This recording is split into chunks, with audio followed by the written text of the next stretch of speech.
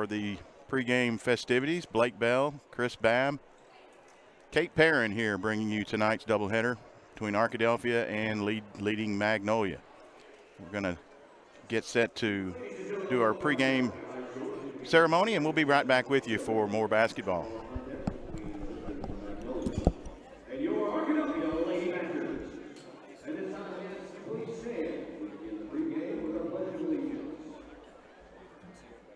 Pledge allegiance to the flag of the United States of America and to the republic for which it stands, one nation, under God, indivisible, with liberty and justice for all. Now our moment of silence.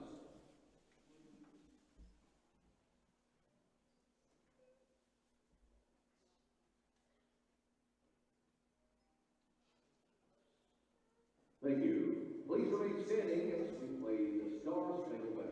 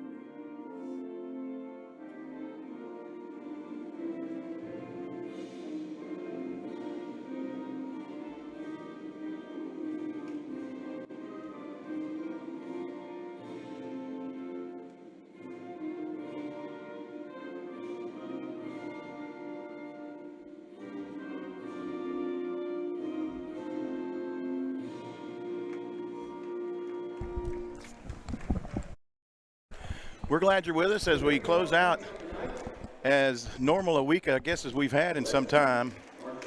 We were able to get a couple of basketball games this week, and tonight is the second of as many for each of our ladies and men's varsity teams, both picking up wins earlier in the week against Malvern. And that has put both Arkadelphia teams in a really good place. The Lady Badgers are currently sitting in fourth place, two and a half games back of league leading Nashville. Magnolia is right in front of them at 4-2.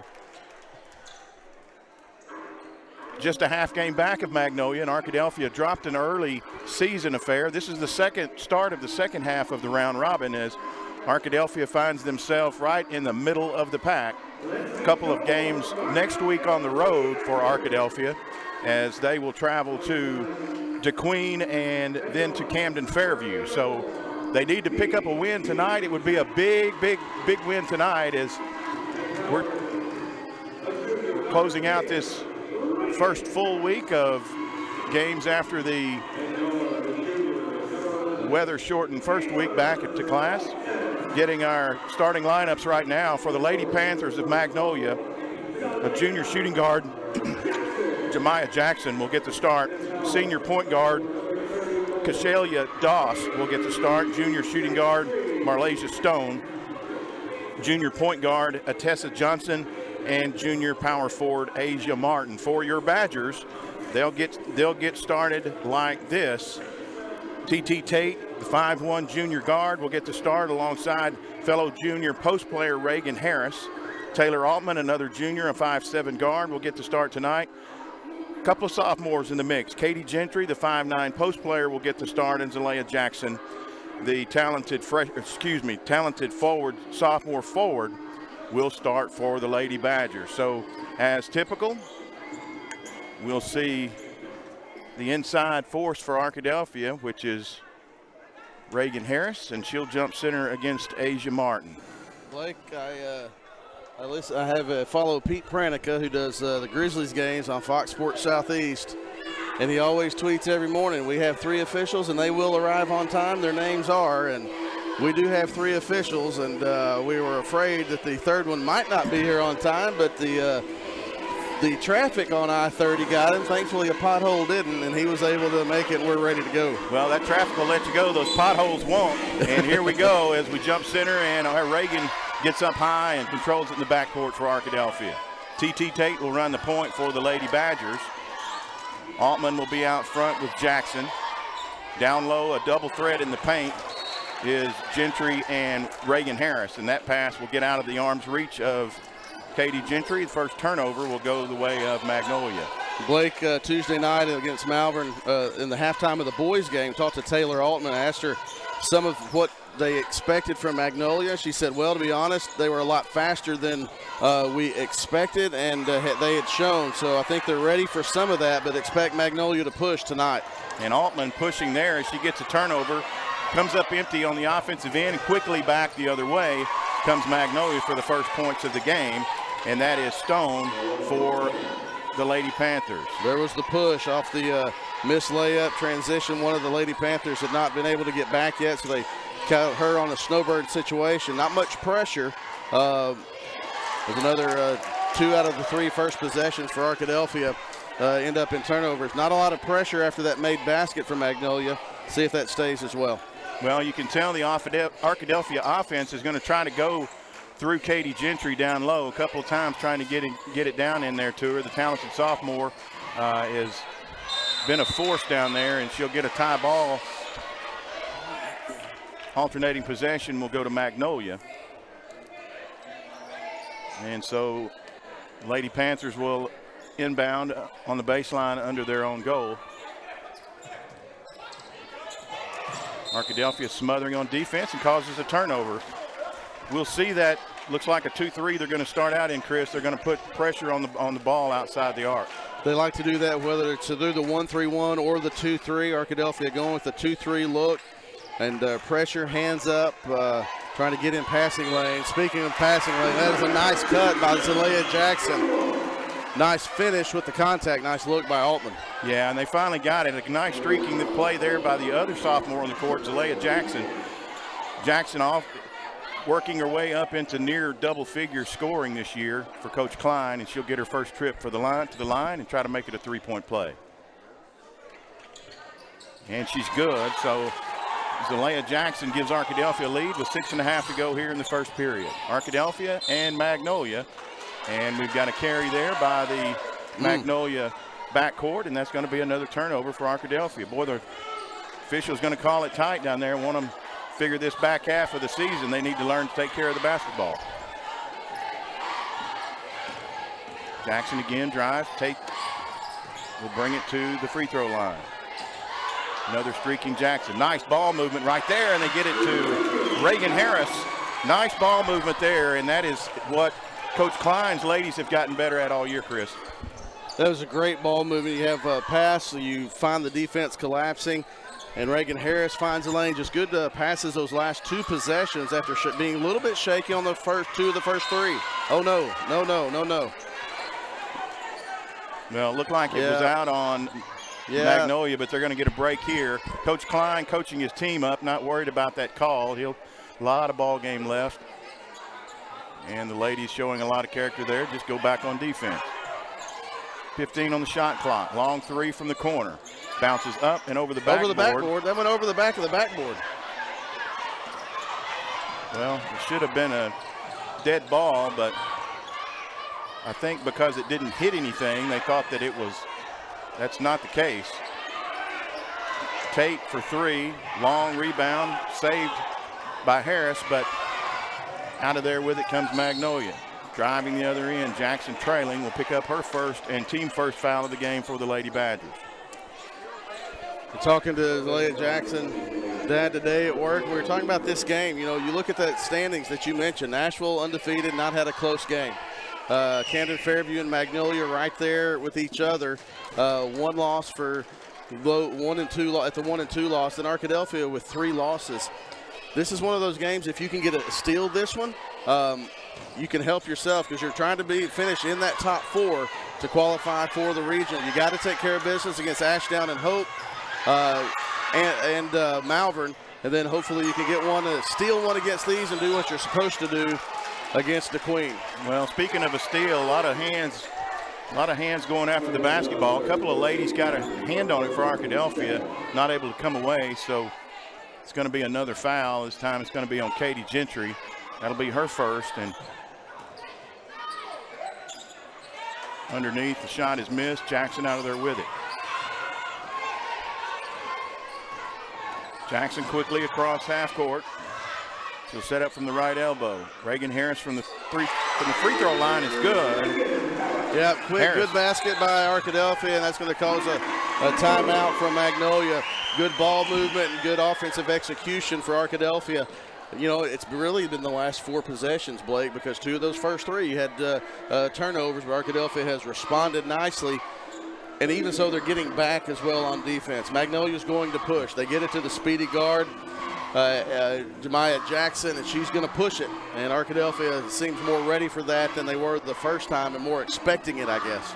Yeah, Dawson Jackson are going to run the ship for Magnolia this evening. They're the fast little point guards, and they're going to push Arkadelphia to get back on defense. So far, they're doing a good job of it. And you know what I've learned, Chris, from watching the first half of this round robin season is that Arkadelphia just gets better and cuts out some of those mistakes. You don't see them making the same mistakes game after game. They haven't, and then they have done a good job of adapting in game as well, as we've seen early. Now, as you mentioned, a lot of game left, but they've been a nice job of adapting early in this first quarter. Just under 5 to go in the first period. Magnolia with the ball, trailing 7-3. And there's an up and down. Nice flash at the basket, flash at the shooter there is Taylor Altman, and she gets a up and down traveling violation. Good defense there by Taylor, and she brings that every game. Arkadelphia really packing in that 2-3 zone, allowing the outside shot. The next sub into the game for Magnolia is one that really hurt Arkadelphia the first 2 times these 2 teams met up. There's a jump ball, and that's going to go to Arkadelphia. But this is Denasia Robinson checking in. She had double digits the last time these 2 teams played, and she kind of is one that after seeing them play just one time, obviously we don't have the whole book of work on them, maybe she's in there to try to be that zone buster, because she definitely shot well from outside the first 2 times these teams played. Yeah, and she has a very fast motor. It runs full speed. Here she goes out of there with it.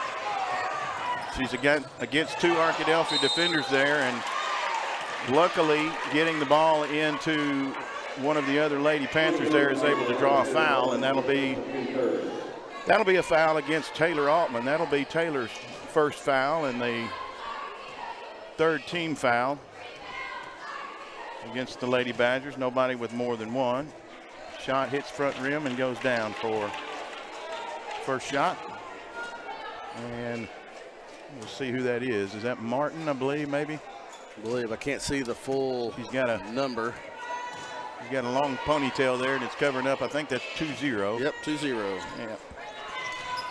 All right, so she hits 1 of 2, and Martin's on the board. Well, it's a nice snag by Zalea Jackson on that outlet pass from Katie Gentry. Zalea, long pass over, and with the left hand is Tate. Gentry out of there with it. Reagan Harris on the block, turns with the right hand and puts it up and good from about 6 feet. Nice shot there, and leading all scorers is Reagan Harris with 6. 3.5 to go, first period, 9-4. The lead is 5 for the ladies. And there's another turnover. Gentry comes away with it. Smart decision by Katie to hold that one. Zalea went on a run out, and that would have been a tough completion. Nice job by valuing the ball and the possession by Katie Gentry. High ball screen out by Reagan Harris. Long shot by Gentry is no good. You know, Gentry's not shot that poorly from outside. She doesn't shoot much, but she's shooting about 50% from 3 and just a little bit strong there. 3 minutes to go. Trailing by 5, Magnolia brings the ball across.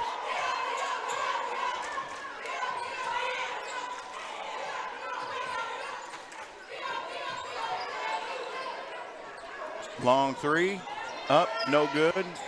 Long rebound to Magnolia, and that's Atessa Johnson, and she's going to draw a foul.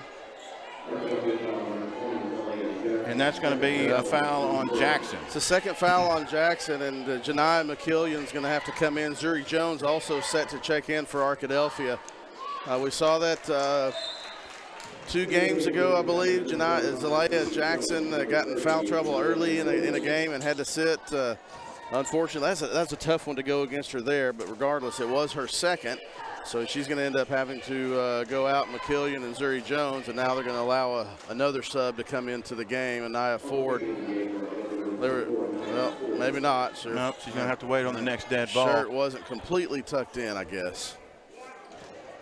So Ford will wait till the next break to check in. Jones, Altman, McKillion, Harris, and Tate.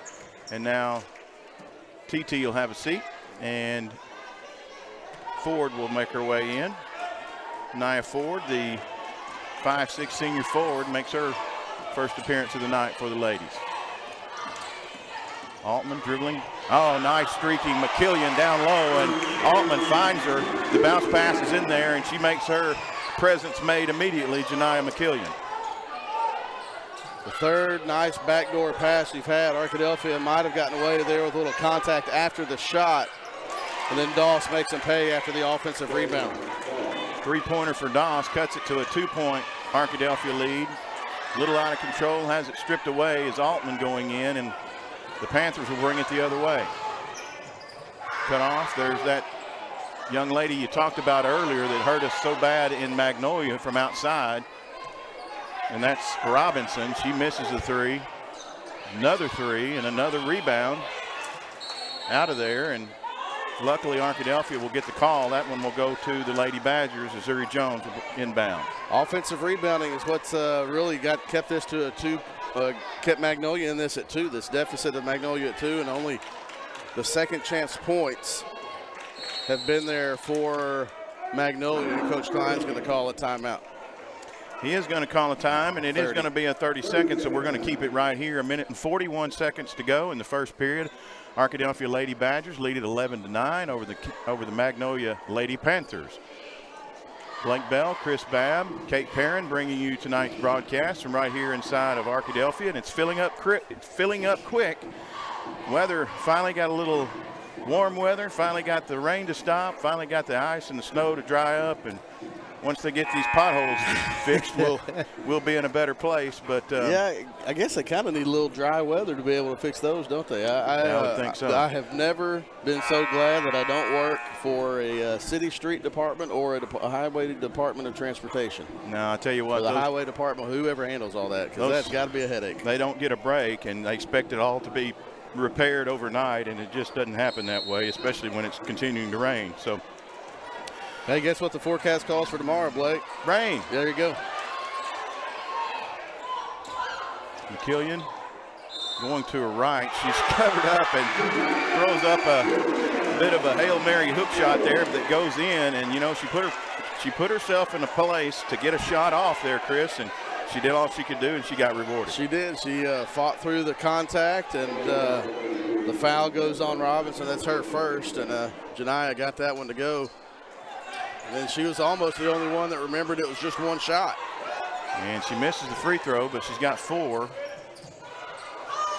Long 3 is in, and a lucky rebound and a miss there, which a very, very bad miss by Robinson, but her teammate is right there to clean it up, and she's picked up a shot. It's another offensive rebound, and that one's kind of unfortunate for Arkadelphia, Blake, because it was undershot, and so even if you expect sometimes you expect the long rebound off of a three-pointer because of a miss, but that one was short enough that the player right under the basket on the backside was able to get that, had position on Arkadelphia, and was able to get another second chance opportunity. The only thing really that Arkadelphia has not done well is offensive rebounds. Part of that just bad luck. There's a nice pass from Altman down into Gentry. A lot of contact, no foul, but the ball will go out of bounds. Gentry wanted the contact. She got a lot of it, but she didn't get the call for it. No, I think it was one of those things. They didn't call a foul, might give you the ball. That's a nice steal by Johnson there, but McKillion in the right place. And she overshot Katie, and it'll go back just like that to Magnolia, now only trailing by 1 with a minute to go in the quarter. Magnolia will set up their half-court offense to Shaylin Doss. And she'll leave it over. And the three is knocked down by Jemiah Jackson. And Jackson's got 6. First lead of the game for Magnolia. Just 35 seconds in the quarter. McKillian driving. No good. Gentry tried to get out of there with it. Shot is up and good. Nice transition there to Atessa Johnson. And she's going to put the Lady Cats up by 4 now with 17.9 to go. And Arkadelphia starting to. Yeah, Jackson tried to get a steal there on the Altman, but just got a little bit too much of Taylor's arm and whistled for the foul. Arkadelphia will have, with the shot clock off, 17.9 to operate for what could be the last shot of the first quarter. Altman will bring it up. She's caught it 3-quarter, half court.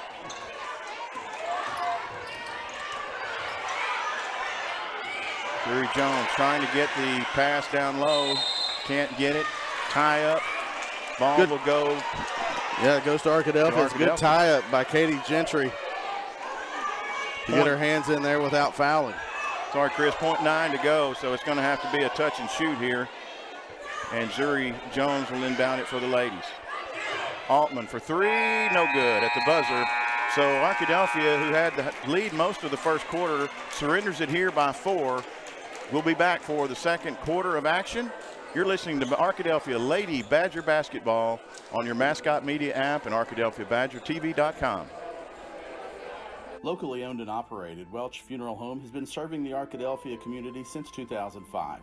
Our goal at Welch Funeral Home is to offer every family that will allow us to serve them the most caring, dignified, professional service at the most affordable price.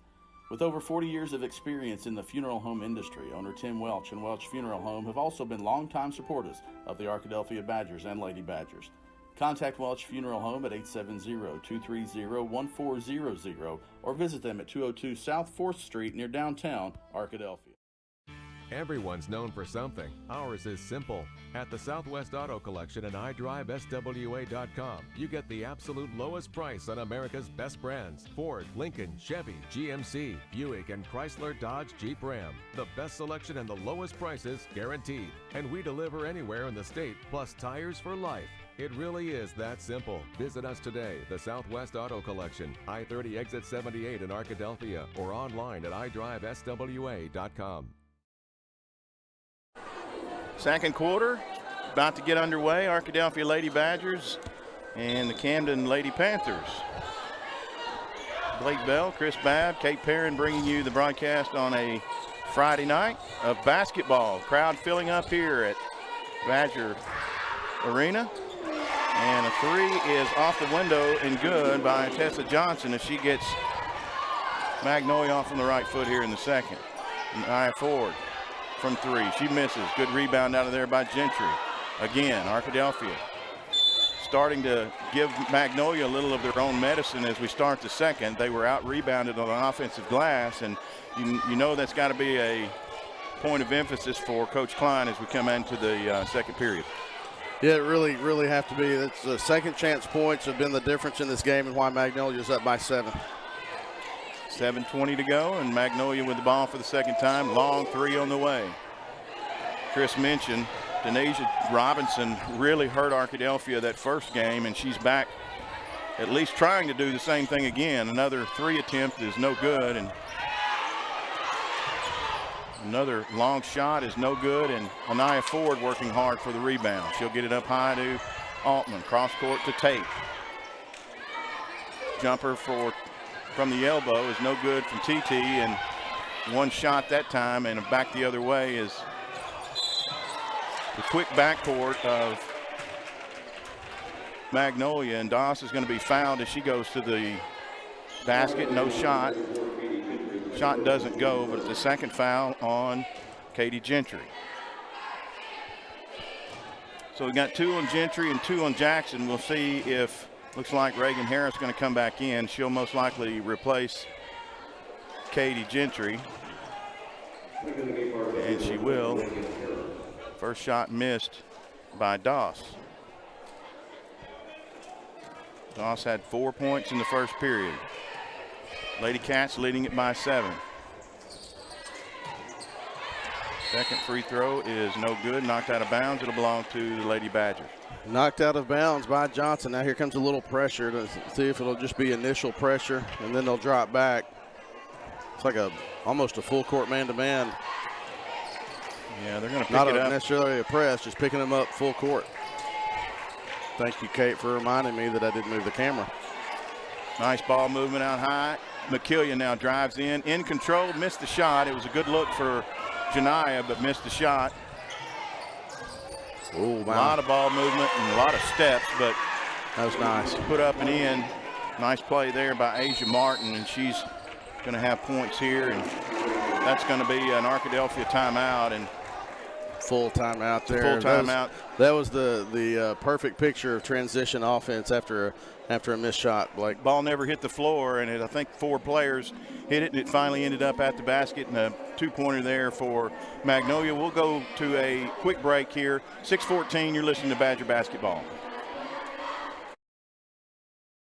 Price & Company Insurance is the area's only trusted choice independent insurance agency.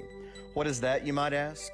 An independent insurance agency works for you, the customer, and not the insurance companies.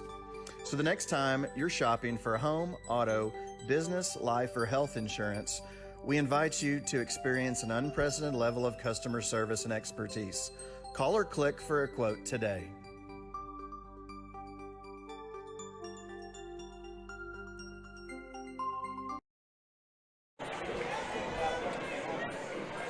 Back to Friday night basketball. Blake Bell, Chris Babb, Kate Perrin from Arkadelphia. We're at the midpoint of the conference season.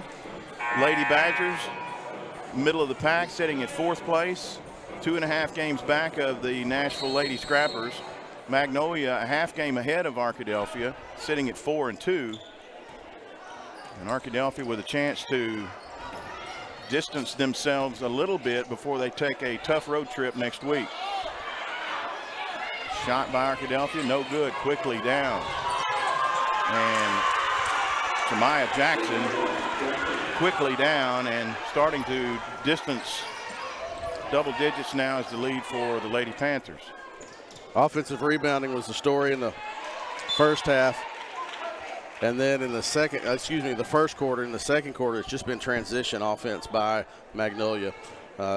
We saw in the first game, and Taylor mentioned in our interview Tuesday, that they are very fast, and we've seen the execution with that speed. If you have speed, it's one thing. If you can execute, it's one thing.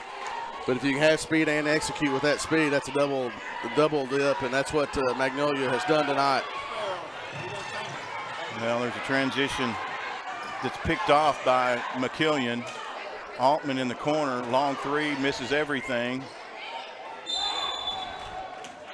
Trying to rebound the ball. The Lady Cats are charged with a traveling violation, so the Badgers will keep it on their own end. And what they do, Blake, is as they get faster, they kind of press you into that same type game. Nice feed underneath from Reagan Harris, and Altman can't finish. And it's kind of hard to fight fire with fire if you're Arkadelphia. I mean, you would like to push.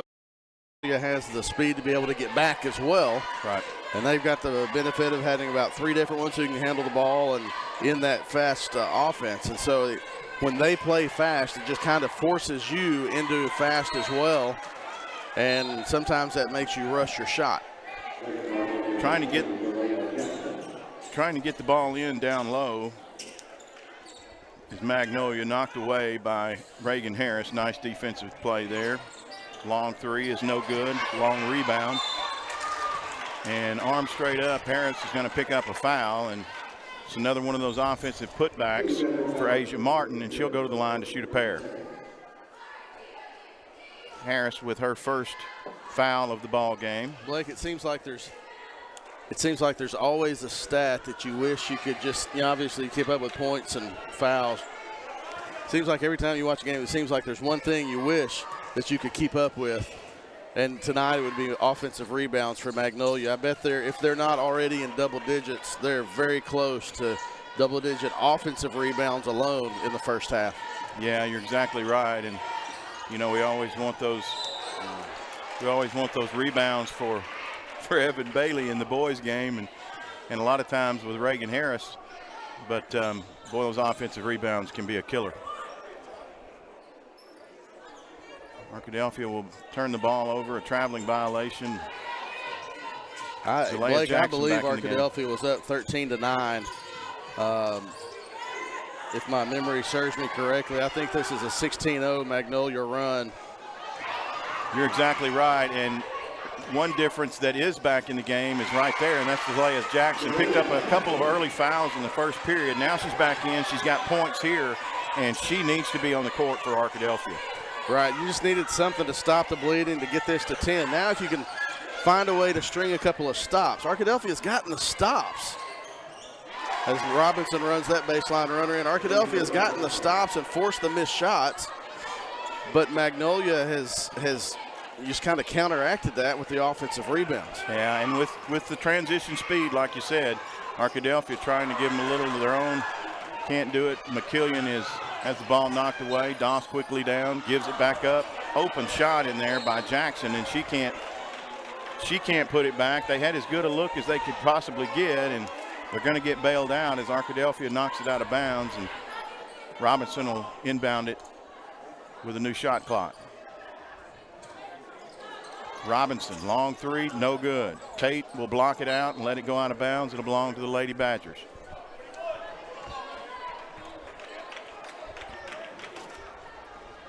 McKillian and Tate in the backcourt for Arkadelphia. They'll bring it across.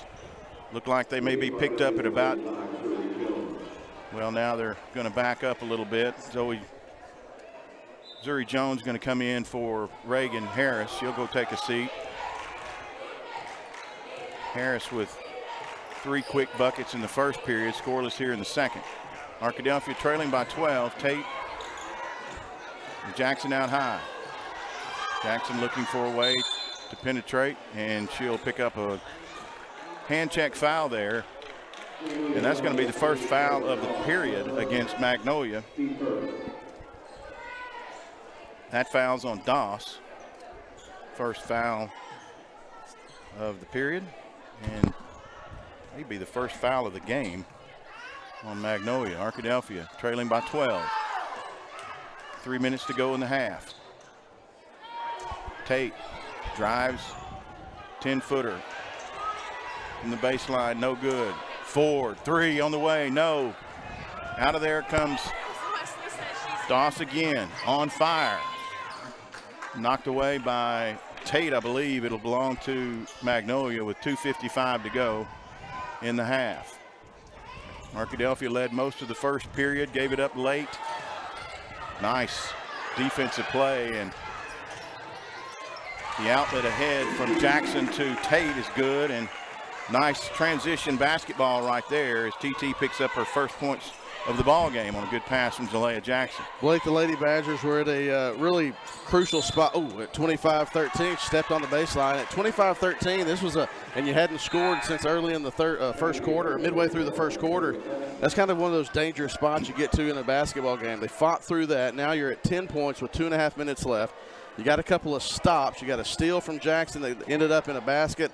Now you have a turnover from Robinson. If you can convert on this and kind of get this to single digits at halftime, you got to feel a little bit better. Nice take by Janiah McKillian. Nice job there, and it's like you said, Chris, this could be the most important 2.5 minutes of the ball game right here, even though it's in the first half. Arkadelphia cutting it now down to an 8-point lead, and there's a flashing steal by Altman. Chance to go again. Doss giving chase. No foul. Alters the shot enough. It'll be touched on the baseline by Jackson of Magnolia, and Arkadelphia will retain possession with 2:05 to go and trailing by 8. Well, and Altman had that. It was wide open until Magnolia recovered. And that's the thing about it. It helps them on offense. But even on Tate's layup a while ago, nice cut, nice inbounds play. Even on Tate's rebound a while ago, Magnolia gets back as fast as they get down the court, and that really helps them in transition defense as well after a turnover or steal. Now to that 2-possession game. If you can come up with another steal, you're right back in it. Zalea Jackson, for a sophomore, has great vision and great instinct around the basket. She cuts to it, and like you said, it's a 2-possession game. McKillian draws all kinds of traffic in the lane, and she'll be going to the line. Not sure. No, they're going to give her a. It's going to be.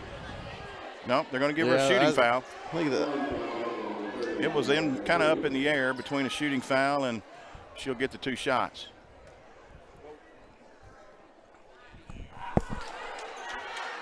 Janiyah misses the first.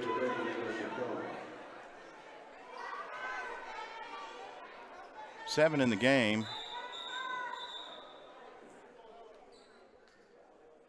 Anastasia Pascal will make her way in for the Lady Cats, and it got awful quiet in here. I think just trying to decide, well, she's not going to be allowed to go in the game, so not exactly sure. I believe she's got something wrong with, got a uniform problem, so she'll go back to the dressing room, and we'll try this again in a minute. McKillian from the line, and she's having to think about this second shot for quite a while. And she made it count. Down to 5. Janiyah starting to pour it on here for Arkadelphia. 9-2 run from Arkadelphia since that 25-13 mark. Robinson looking to shoot at every opportunity, and she nails it.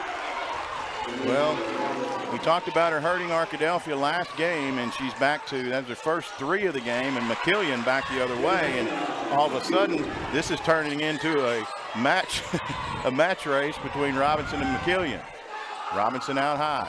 She'll drive in. The running right-hander is good. Well, we'll see if McKillian can answer. She's got it. She's going to bring it up. 57 seconds to go. Straight to the hole. She's not cut off. Finally, she is. She's fouled, and she'll go to the line with 53.6 to go. Foul is on Martin, her first, and that'll be another shooting trip for Janiyah McKillian. Talented sophomore. And she is a scorer, Chris Babb. She is, when she gets the ball in her hand, she is looking for pay dirt. And she's at the 10-foot line on the volleyball court going full speed, and you're like, and there's nobody there to stop the ball. It's like Moses parting the Red Sea. There's just a wide open lane. So if you're the ball carrier or the ball handler like Janiyah McKillian has been the last 3 possessions, it's like go until they stop you. Nobody's been stopping the ball. That's exactly so she's right. taking advantage of it. 7 is the advantage now for the Lady Cats. 50 seconds to go. Shot clock at 30. Not 20, almost 20 seconds different. Cheap foul against Altman. A little bit of a body check there, and man, that was a tough one for Taylor. Her second foul of the ball game. Not enough to put Magnolia at the line, but tough take there for Taylor. Robinson. And McKillian is on her, so now it's scorer on scorer out there top, and long pass from Robinson is no good. Malaysia Stone not able to. She didn't get mossed on that one. Not able to reach it, pull it in. 30 seconds to go. Turnover. Now it's back to Arkadelphia. Big collision there, and Jemiah Jackson will pick up the foul. It's his first on Jackson. No, they called an illegal screen. What? Well, wow. Okay, well, so that's going to be, wow. Okay. I guess that was on wait, they called Altman? She wasn't, so it wasn't an illegal. It was, well, that's what Taylor already had 2, so it's showing 2. Right. They didn't, I don't think anybody knows maybe who it was on. Maybe they didn't call a foul. They called a traveling violation. Arkadelphia will have possession on their baseline with 4.1 to go. Trailing by 6, and a chance here with 4 seconds to. What you don't want to do is throw a short pass and have it stolen. Nice. Well, Robinson came over and altered the pass or the shot, whichever it was, and that's the way things are going to end. 32-26, the Lady Cats of Magnolia with the lead right now over your Lady Badgers. We're going to take a break, and we'll be back with head Arkadelphia Badger basketball coach Garrett Garner after these messages. You're listening to Arkadelphia Lady Badger basketball. Under perfect conditions, your car traveling at 65 miles per hour can stop in about 300 feet. That's the length of a football field. But a fully loaded tractor trailer, one that weighs 80,000 pounds, will take 2 football fields to stop. And that's if the driver is rested, paying attention, and the truck and load is properly maintained. If you're in an accident with a big truck, call 1-800-CAR-WRECK. Get the experienced team that's going to be on your side, by your side.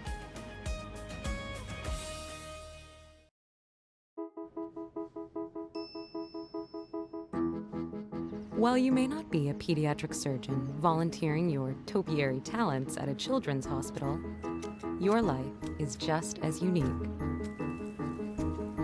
Your Raymond James financial advisor gets to know you, your passions, and the way you give back, so you can live your life. That's life well planned.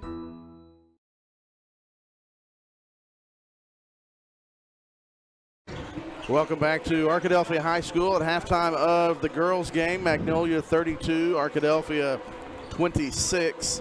Chris Babb joined now by Arkadelphia Badger head boys basketball coach Garrett Garner. Coach Garner, thanks for joining us. Been a busy week for basketball. I guess you can say that any time during basketball season for junior high and senior high. We'll talk about your team in a minute. We haven't talked about any of the junior high teams. Kind of bring us up to speed on junior high teams and see Preston Crowder's updates and some of the Badger athletic updates. But it's been a good year for the junior high basketball programs as well. Yeah, our junior high staff does a really good job. They require a lot, and the reason why they require a lot is because I require a lot of them, you know, to help develop. And when Coach Crowder took this job, that was one of the things that he said. My job is to win games, but also to make sure they're developed and ready for you. You know, once they get there. Our 7th grade team, I think they've got at least one more game. They've got a lot of good guards, and they've got a big kid inside that we're really excited about for the future. And then our 8th grade team, they've slowly improved, you know, each game. I really love how they get down and play defense, and Coach Crowder's done a really good job of teaching that. And then, of course, our 9th grade group right now, they're in 2nd behind Nashville. The good news is we get to host the district tournament here in another week or so, and so it'll be exciting to have that group here at home playing. Yeah, we'll mention that the 4A7 junior high district tournament will be around February 5th. Yeah. It's on a Monday, Thursday, Saturday, I believe, to stay on that Monday, Thursday. So around that first week in February, be watching for the Badger junior high team to host the 4A7 district basketball tournament. Coach, let's move our attention to tonight. There's been good basketball in this. Let's go to Tuesday night first. Malvern, your team came out and really just kind of handled business from the outset. Played well and just kind of set the tone and controlled the game and went on to the big win. Yeah, you know, Malvern, they've played a lot of people close this year. They've done a really good job of keeping it close and giving themselves a chance to win. And so they kind of had our attention. They always do. It's a rivalry game, and well, now, you know, people I'll talk interrupt about you that. for a second. You had your attention. I said this several times. They didn't score very many points against you the other night. But Saturday they had scored 94 points, and I know it was 3 overtimes, but it's hard to score 94 points in 3 overtimes. We saw a couple of 90-point performances last night in town between Ouachita and Henderson games, but in high school basketball, it's hard to score 94 points. I don't care if you have 3 overtimes or not. That is a team that has scored. Yeah, absolutely, and they've got some guys that can score, and there's some mismatch problems, and so for us, we're really, you know, you tell the kids about paying attention to the scouting report. They did a really good job with that and making sure that they tried to take away some of their strengths, and so for us, it was a really good night. And anytime you can go to Malvern and get a win like that, it's always one of those things that we're excited about. Let's move our attention to tonight. Magnolia comes to town, tops of the conference. It's the only conference loss. What are some of the biggest differences you see in your team tonight from the first time you played them on January 2nd? Yeah, absolutely. You know, that was a really wake-up call for us, and it's something that you'd rather have maybe early on in your conference season and then build off of it. We've won 6 straight for a reason, and it's basically because our guys have kind of bought in and they didn't like the feeling that they had that night when they left the gym. We left that night, and it wasn't just players that needed to change their mindset. Coaches too. We changed a lot of ways that we go about our business on a day-to-day basis. We made sure that these guys felt like we weren't hanging them out to dry, like it was all on them for the way we performed that night. And so we came back and we didn't hang our heads. In fact, we went back to work, immediately the next day, and we started making and implementing changes then. And because of that, we are where we are right now. And we're believing as long as we continue that trend of moving up and not flattening out or going down, we feel like we've got a good chance here tonight. I think at the beginning of the year, teams, opponents, maybe fans, whatever, maybe it's just us who do games, look at the team, say, okay, if you can stop James Elgis and kind of cut the head off the monster, you can kind of control the Badgers. We've seen the last few weeks different guys step up. Tuesday night, Obi Roberts and Seth Golden went back and forth to see who was going to, the game was already in hand, and so on the broadcast, I was like, all right, now this is a game of one-on-one. Who's going to score the most points? Because Obi and Seth were so efficient and effective offensively. We've seen Tay Bailey, whether it's through points, offensive rebounds. Obviously, Elgis has given some of those as well. So Isaac Williams had a hot night and really has provided spurts in games where he provides just kind of 5 or 6 out of a 9 points. So as a coach, how do you think that changes the way teams view the Badgers when they look and they see that multiple guys have had double digits over the course of the conference season? Yeah, we challenged those guys after that game as well, as saying, hey, we don't want to be one-dimensional to them. Like, we want to make sure that people understand, like, when they play us, they're going to have to guard X, Y, and Z in order for us to be successful. And we know that too, and so we try to feed the hot hand a lot of times, but our guys do a really good job, I feel like, of making the extra pass. They may have a shot that they're normally able to knock down, but they're willing to make one more extra pass to give us a even better shot. And that's credit to them being unselfish and having a love for each other. And they're for each other. They do a really good job, even practice. They don't just put it on a show, for games and do it like they practice that all the time. And we have some drills that we do to try to make them make those extra decisions. So we're going to need it tonight, and hopefully we'll keep shooting the ball well. As we wrap up, sorry to interrupt you there, let's talk about Magnolia. Obviously very talented. You and Coach Lindsay had a nice conversation during the first half of the boys' game. Obviously, Magnolia has had success in Class 4A since the new classification cycle came, or classification system came a few cycles ago. What is when you look at Magnolia and this Magnolia team, what are some of the things that you prepare for? Well, like you said, when they got into 4A, they kind of set the standard for everybody as far as here, especially in the south part of the state, for us to be able to maybe try to adopt some of their identity too, of toughness and things like that. But I'd say this team is very quick. They're going to try to pressure you full court for the entire game, try to do a really good job of making you work to get the ball at the floor. Not necessarily always looking to get steals, but they're going to try to wear you down a little bit. And so we got to do a good enough job handling that pressure. Also, they've got Big 34 inside, and he does a really good job of really sealing. And for us tonight, we're going to stay out of foul trouble with him. And then he also, if I remember correctly, he's not afraid to step outside as well. I know a lot of our viewers are not old enough to remember Oliver Miller or Dwight Stewart for Arkansas back in the day, but it's a big guy who also has a good game outside as well. Yeah, he steps out and shoots it. So Evan Bailey's going to have his hands full tonight as far as not being able to just stand in the paint and be a rim protector and rebound as well as he does for us tonight. So he's going to be all over the floor, and we're probably going to have to ask guys like Xavion Williams to even step in tonight and play some. We're going to have to play maybe a little bigger at times if we're forced to do that. All right, Coach Garner, thanks for taking your time out to join us. We'll be back with the second half. Blake Bell will be back with us. Chris Babb here. Kate Perrin helping us out on the production as we get ready for the second half here in just about 1 minute. We'll be back with that third quarter after this timeout on ArkadelphiaBadgerTV.com. Make Print Mania in downtown Arkadelphia your place to get embroidery, screen printing, trophies, and more. Drop by their store on Main Street in downtown Arkadelphia or visit their website at printmaniatees.com to see how they can help your business or group. Need a shirt for an event? Let Print Mania take care of that. Need promotional materials for your business or organization? you can let Print Mania take care of that too. A family-run local business in Arkadelphia, Print Mania has been serving the public since 1992. Call Print Mania today, 870-246-3803.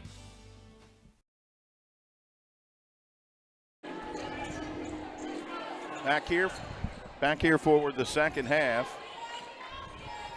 Arkadelphia trailing by 6, got the ball out of the break, and a nice inlet pass to Katie Gentry to start the second period.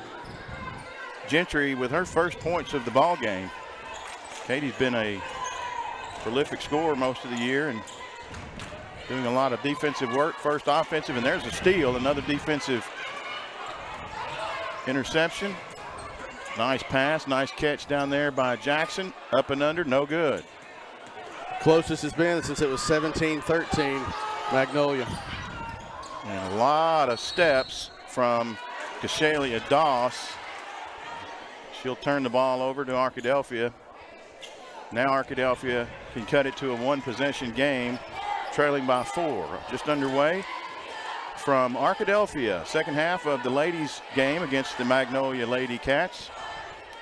Blake Bell, Chris Babb, Kate Perrin broadcasting, and it's been a big week so far for Arkadelphia basketball, Chris, both here at a high school level as Badgers so far so good, and Washington Henderson, the Battle of the Ravine last night. Boy, it was quite a lot. We kind of touched on, we talked about, in talking about Malvern from the other night, said that was a boys team that had scored 94 points against Camden Fairview. I said, we've seen 90 points recently in town. Last night, Henderson's women had a 94-92 double overtime thriller, just a tremendous game.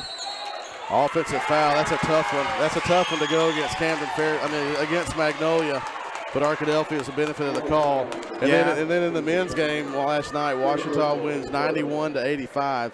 Emery Knox, a guard for Washita, 10 of 10 from three-point range. Wow. Tied at NCAA Division II record for individual field goal percentage in a game.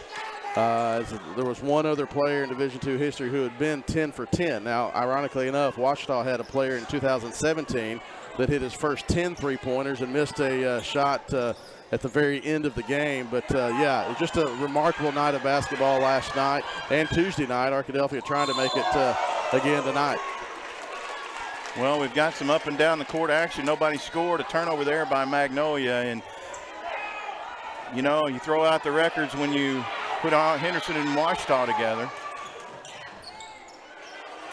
Starting to pick the ball up in the backcourt now, and the press break there by T.T. Tate. She gets it into Katie Gentry. That's the first time the pressure for Magnolia, sorry Blake, has bitten the Lady Panthers. Arkadelphia, they tried to double team T.T. right in front of the inbounder. Arkadelphia went half court, one pass, layup to Katie Gentry and beat it. Nice job of not panicking.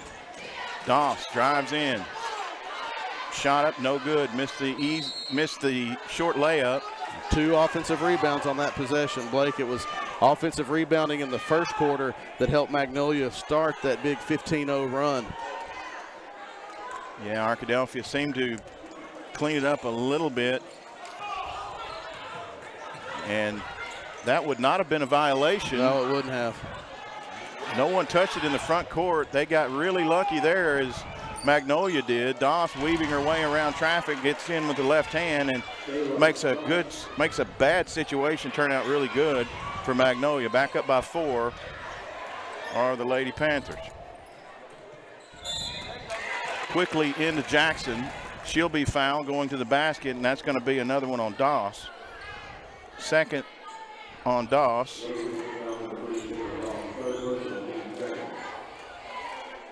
And that's 3 on Doss. Zalea Jackson to the line for the Lady Badgers. Zalea had 7 in the first half. First points of the second, up and good. One possession game, 34-31, 5:30 to go in the third period. Arkadelphia trailing by 3. Jackson has been the most consistent scorer for Arkadelphia. And as I say that, she misses the second free throw, but just didn't get her legs into that one nearly enough. She realized it as soon as she shot it too, though. Yeah, she's really been a very consistent scorer, very aggressive to the basket, and Going to be a real good player down the stretch and for a couple more years for Coach Klein. Nice play there by Jackson. She knocks it off of Jackson from Magnolia. So Jackson on Jackson, and our Jackson won. Arkadelphia down by 3. They can tie the ball game with a 3 or come within 1. Zalea for 3, ties it up. Zalea Jackson, first points of the second half. She's got an even 10 and leads all scores. And timeout, Lady Cats. 5:02 to go. It's going to be a 30-second timeout, so we're going to stay right here. Arkadelphia seemed to really have this game in control, let it get away from them a little bit there at the end of the second period, and then kind of followed through there into the start of the end of the first period. The second period, kind of back and forth, and now here in the third, they've really picked up the pace, and they've tied it at 34. Yeah, when we go back to that possession when it was 25-13, Arkadelphia has outscored Magnolia 21-9 since then. We talk about one of those being a big spot. Arkadelphia up 13-9, 16-0 run for Magnolia. It gets kind of that point in the middle of the second quarter. You're like, all right, if you score, you can have life. But if you have too many more empty possessions, the Lady Badgers did a nice job of responding, staying withstanding. There you go. I'll get out in a second. Withstanding that storm, and now you've pulled back even, and you have the momentum. This is for an outright third place in the conference. Of course, Nashville, the class of the field right now at 6-0. Camden Fairview at 6-1, right behind them. Magnolia 4-2. Arkadelphia 4-3. This is for sole possession of third.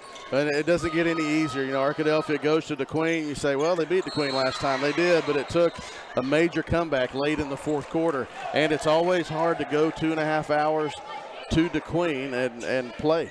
It is. It's a long ride. And, you know, I don't know about you, but I'm still this way as an adult, but especially as a kid on a school bus on those old windy roads, I felt terrible when I got there just from being car sick. Right. And I can't imagine what it would be like. That's why a lot of times they try to leave earlier than they might for other trips, just to kind of get used to some of that.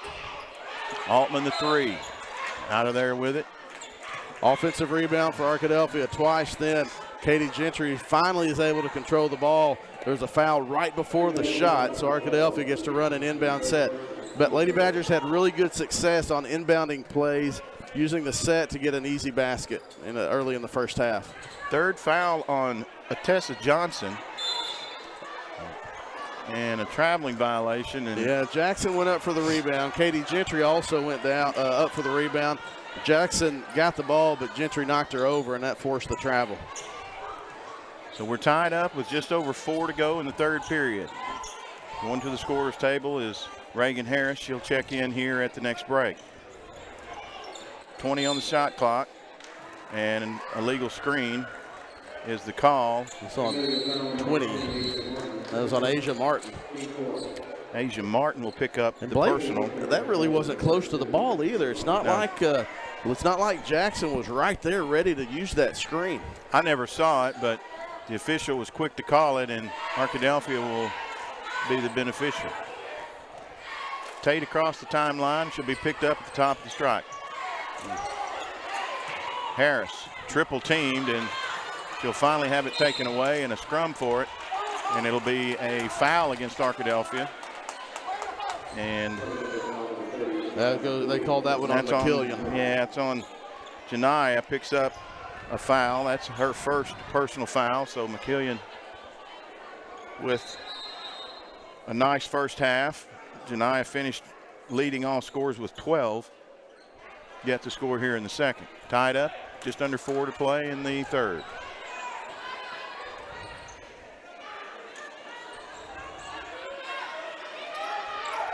Arkadelphia going to the man. Long 3. Janiyah a little late getting back there, but shot is missed, and now we've got a foul on the floor. And yeah, McKillian recovered nicely to get a good hand up in the face to distract the shooter, but another offensive rebound ends up in another possession. Yeah, and a foul on Reagan Harris. 2 on Harris, the Arkadelphia junior post player. and a traveling violation, that's time against Denasia Robinson. Well, I've seen that more and more. Saw it a lot last night. Saw it when the player has the ball and tries to take a jab step and just drags that pivot foot, that other foot, right before they put the ball down. It's a good call, but not one that's always recognized. Another cross-court pass. Jackson for three. Nice work in there by McKillian. And she's going to be rewarded. Good hard hustle on the glass there by the young sophomore. And there'll be a foul on the floor. Foul on Robinson. That's another on Robinson. Tess Johnson has to go over. She's got, looks like, I thought maybe she was cut and holding blood, but I believe her contact came out of her eye. Well, Anastasia Pascal was set to come in earlier in the quarter and had to retreat back to the ladies' locker room for, looked like something wrong with her uniform, and so she's back out there. And Blake, 3:13 left in the third quarter. Arkadelphia is already in the bonus, so 2 free throws the rest of the way in the third quarter. And Janiyah is a good free throw shooter. We'll see. She goes for 2 here. Front rim no good on her first. We've been stalemated at 34 for a couple of minutes here.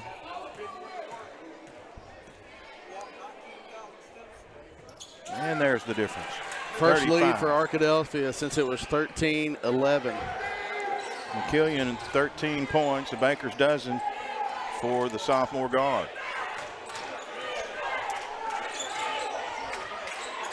Robinson, she's going to shoot every time she gets an ounce of daylight. Misses that one. Long rebound.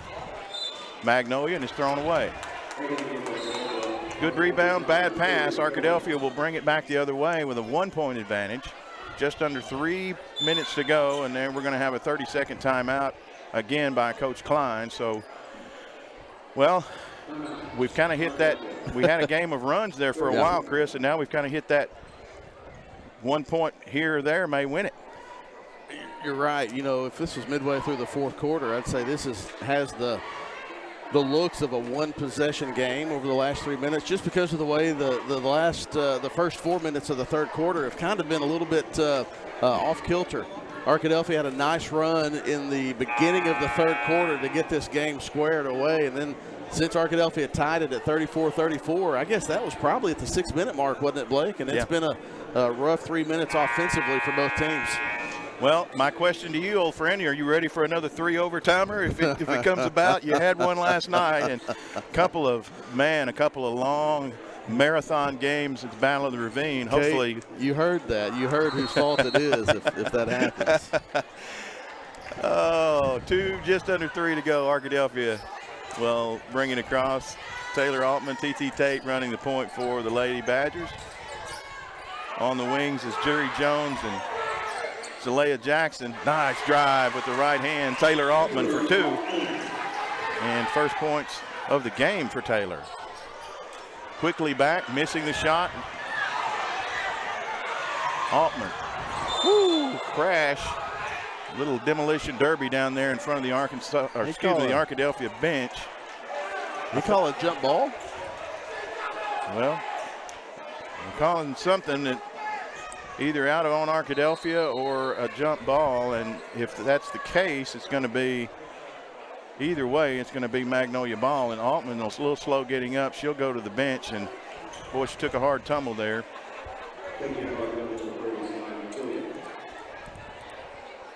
McKillian, Jackson, Jones,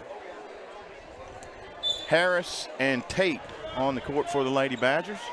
Just under 2.5 minutes to go, leading by 3. Magnolia out high. McKillian will get the steal. 2-on-2. She steps back behind the 3, pulls it up. No good. Arkadelphia, long rebound. Reagan Harris. Foul on the floor. Nice rebound. Good place.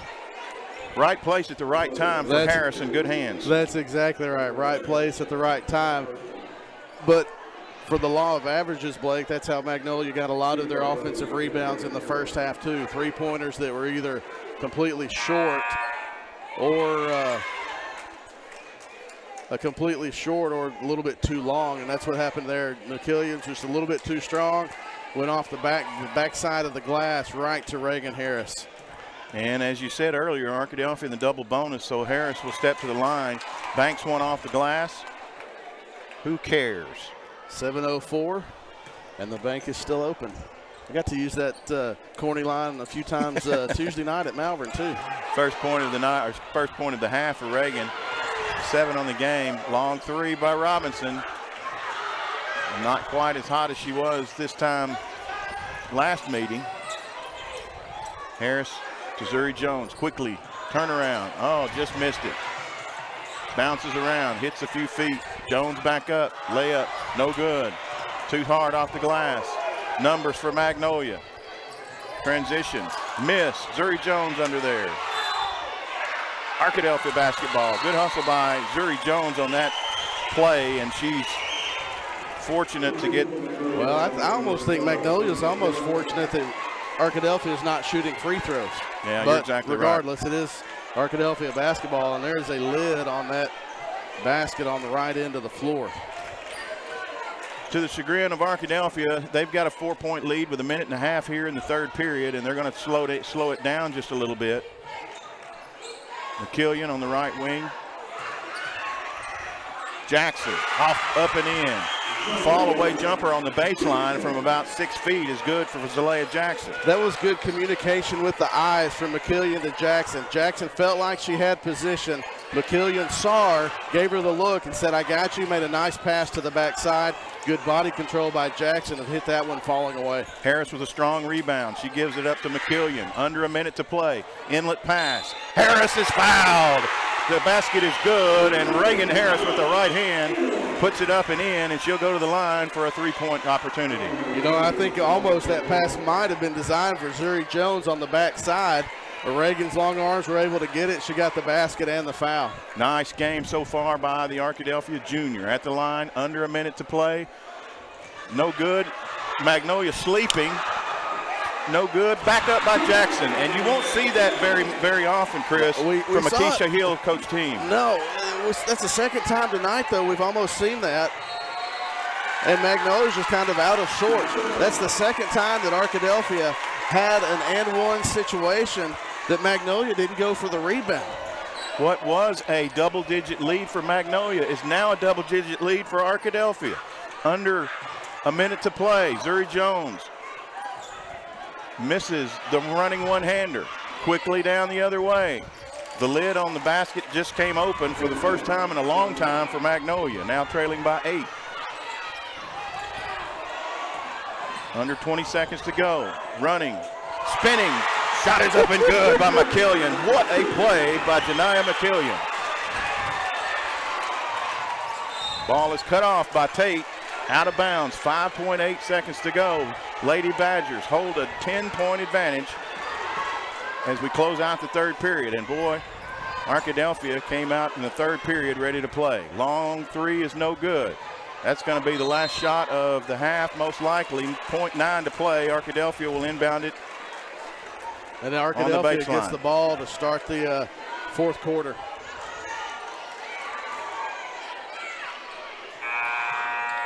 Long throw down into the Spirit section.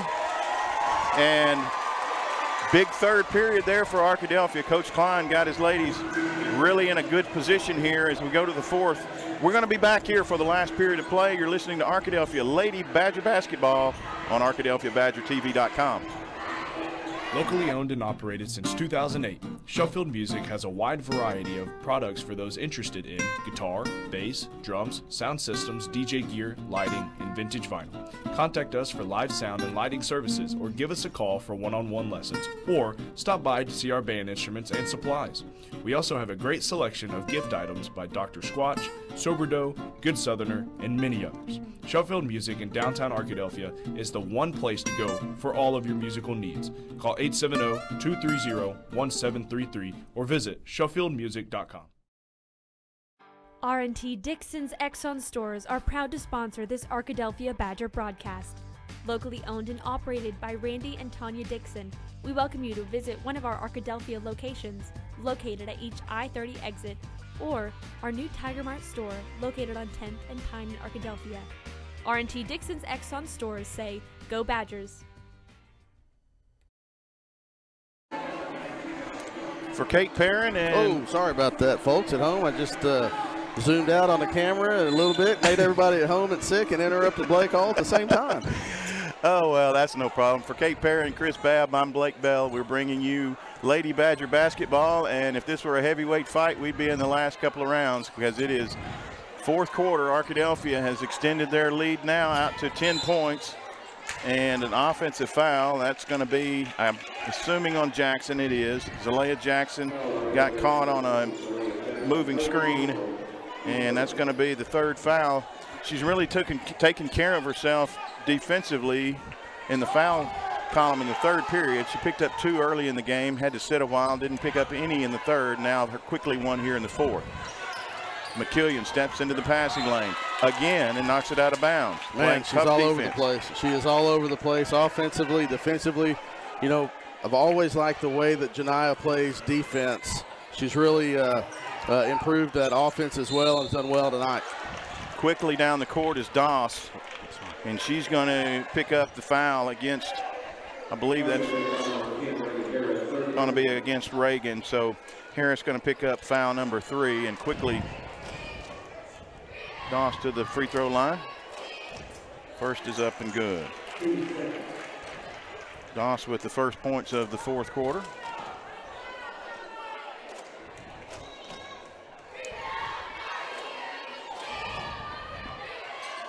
Shelia Doss, a senior point guard, and Arkadelphia can't come away with the rebound.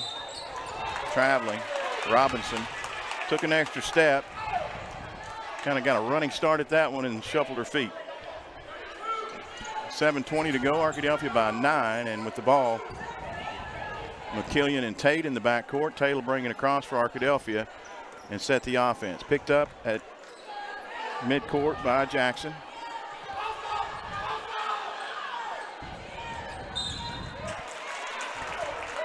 Inlet pass to Reagan Harris, and over the back is Asia Martin. That'll be the 4th personal foul on Martin, so really the first in any foul trouble in the game, as many as 4. A couple others, 3 others with 3 for nice turnaround by Zuri Jones. No good. Putback is up and in, and it is Janiyah McKillian's night. Another looping shot by the young sophomore.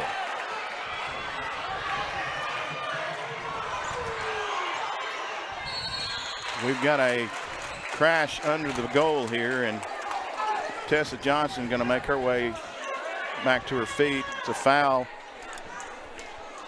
against Magnolia.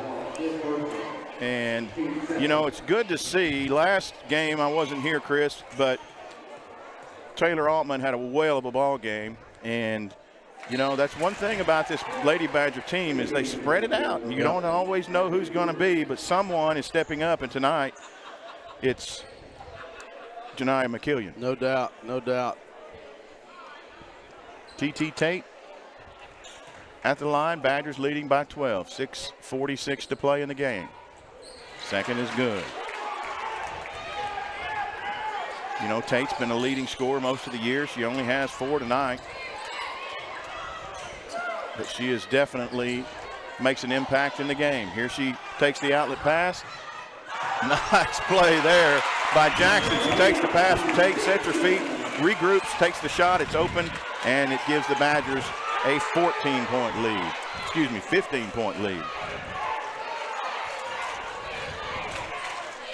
Arkadelphia starting to distance themselves now with just over 6 minutes to play in the game. To the line will be Tessa Johnson. Foul is going to be on McKillian. Second on Janiyah. To the line goes Johnson. Shoot 2. First is good. First points of the half. Johnson with 6 in the first half. The first point of the second. And Katie Gentry checking in for Reagan Harris.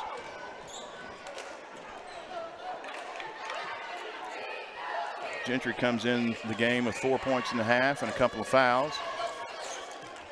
Second free throw is up and good by Johnson. The lead's 13. You got to backcourt pressure. So yeah, you got to expect that pressure. You've got to be able to take care of the ball. McKillian does just that, gets it down on the block to Gentry. It's knocked away. That extra dribble was able to allow the defense to come back. Nice penetration there by Johnson as she's able to pull up for the short jumper. A couple of free throws and a field goal here.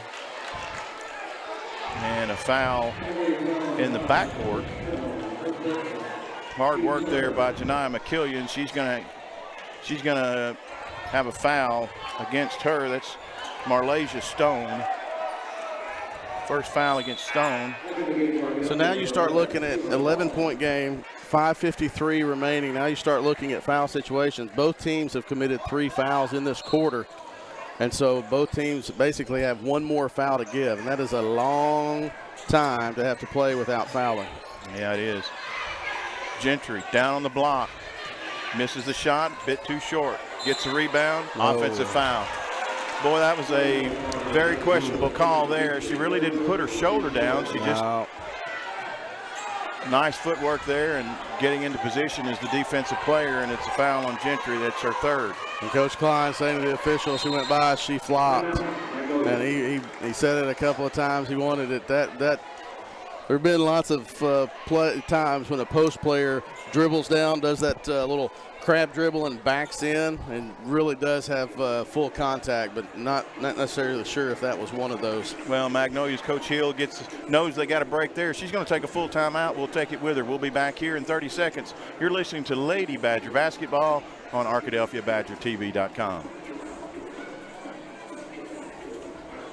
Locally owned and operated, Welch Funeral Home has been serving the Arkadelphia community since 2005. Our goal at Welch Funeral Home is to offer every family that will allow us to serve them the most caring, dignified, professional service at the most affordable price.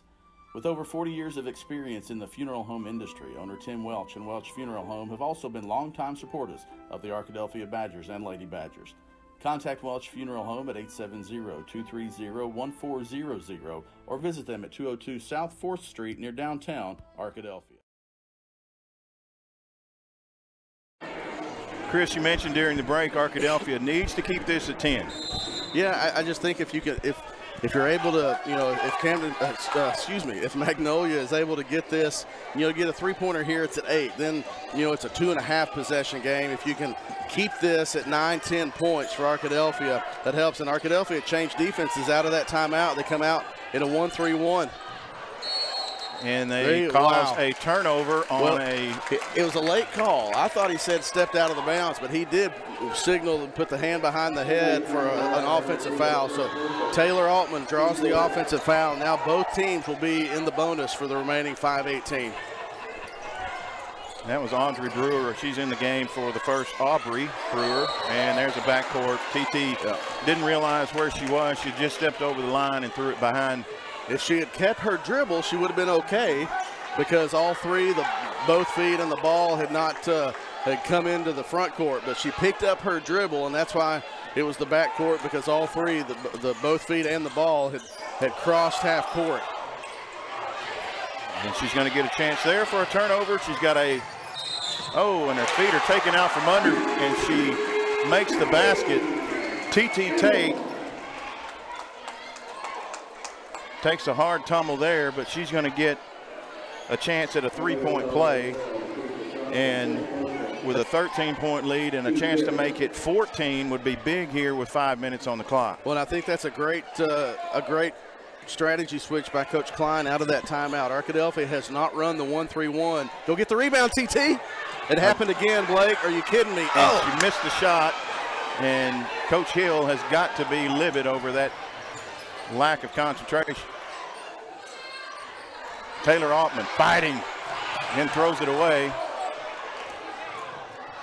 Driving, no good. Lid's back on the basket. Three-pointer on the way. Up, no good. Long rebound. Magnolia again. Shot up and good this time, and it's a Tessa Johnson. Boy, some tough board work there, and Magnolia hanging around here, still down by double digits at 11 with 4:20 to go. High dribble there is taken away. Almost another by Johnson. She'll go to the line. And a little too strong of a dribble there by McKillian. She's had a whale of a game. That one got away from her, but not necessarily a shooting foul, but it'll be 2 shots as they're over the foul limit. 5 in the quarter. And it looks like Johnson may be a little winded, maybe cramping a little bit. She took a tumble after that last basket. It wasn't a foul, but she did. She landed awkwardly. She's been out there a long time. She has. Anaya Ford in the game now, and she's still shaking the cobwebs off a little bit there. The lead's 10. Blake, you got to get the rebound there. And finally, Tess Johnson. Tate out of there with it quickly. Tess Johnson, picked the ball up. She took her dribble, and someone from the crowd hollered at her, and she looked over at him after she had already picked up the dribble. Now, she's tired, obviously. She may be a little hurt, but she's a little tired. Let the kids play. It was on the Magnolia side. It may have been a parent or friend or someone, but someone said something to her after she had already picked up her dribble and was ready to set for that free throw. And she looked over at him in the middle, and that's just going to throw your rhythm off for sure. Got a timeout on the court. We look at next week, and you hate to look ahead of a game, but how important this game is as Arkadelphia hits the road, like you said, for a long trip to DeQueen. And even though DeQueen is a 2-4 team, that's a long trip. It's hard to recover on those long trips. Then you got to turn right around and go to Camden Fairview a week from tonight against the 6-1 Lady Cards. Right, and I go back to that 2-4. That is, one possession from being 3-3, and that was a game here at Arkadelphia when DeQueen had control the entire game, and Arkadelphia was able to clean things up in just the last 3 minutes of that game and come back and get a win. So, yeah, this is a big one. You want to protect your home court.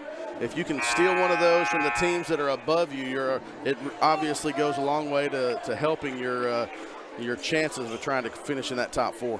You win all the ones you're supposed to and win one every once in a while you're not supposed to, and that's how you end up in the postseason.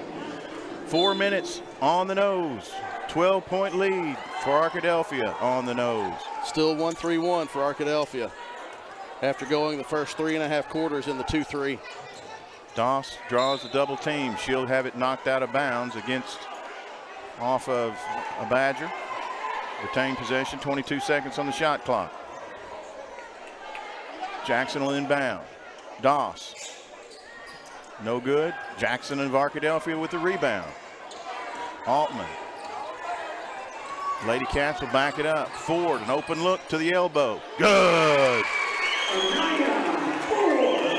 Anaya Ford with her first bucket of the evening. Reagan Harris high for the rebound. One shot is all the Cats get now. Open Tate. Nice runner from the left side with the right hand. T. Tate coming alive here in the fourth quarter. That's 6 for TT. The lead is 16 for the Lady Badgers.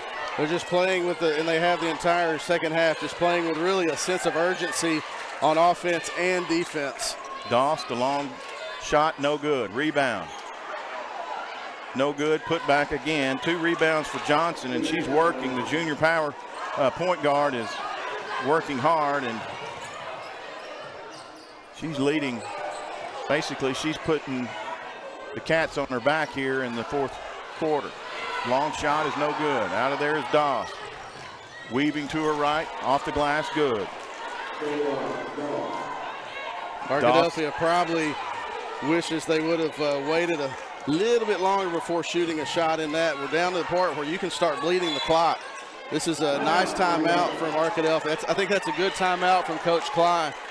That's a good timeout from Coach Klein. You just had I don't think some people are like, what is he doing? But you call that timeout because you just had your team give up a possession with 25 seconds left on the shot clock. You're at the part now where you're up by 12. You have a chance to take that down to within 15. Now, you're not saying you want to stall game, right?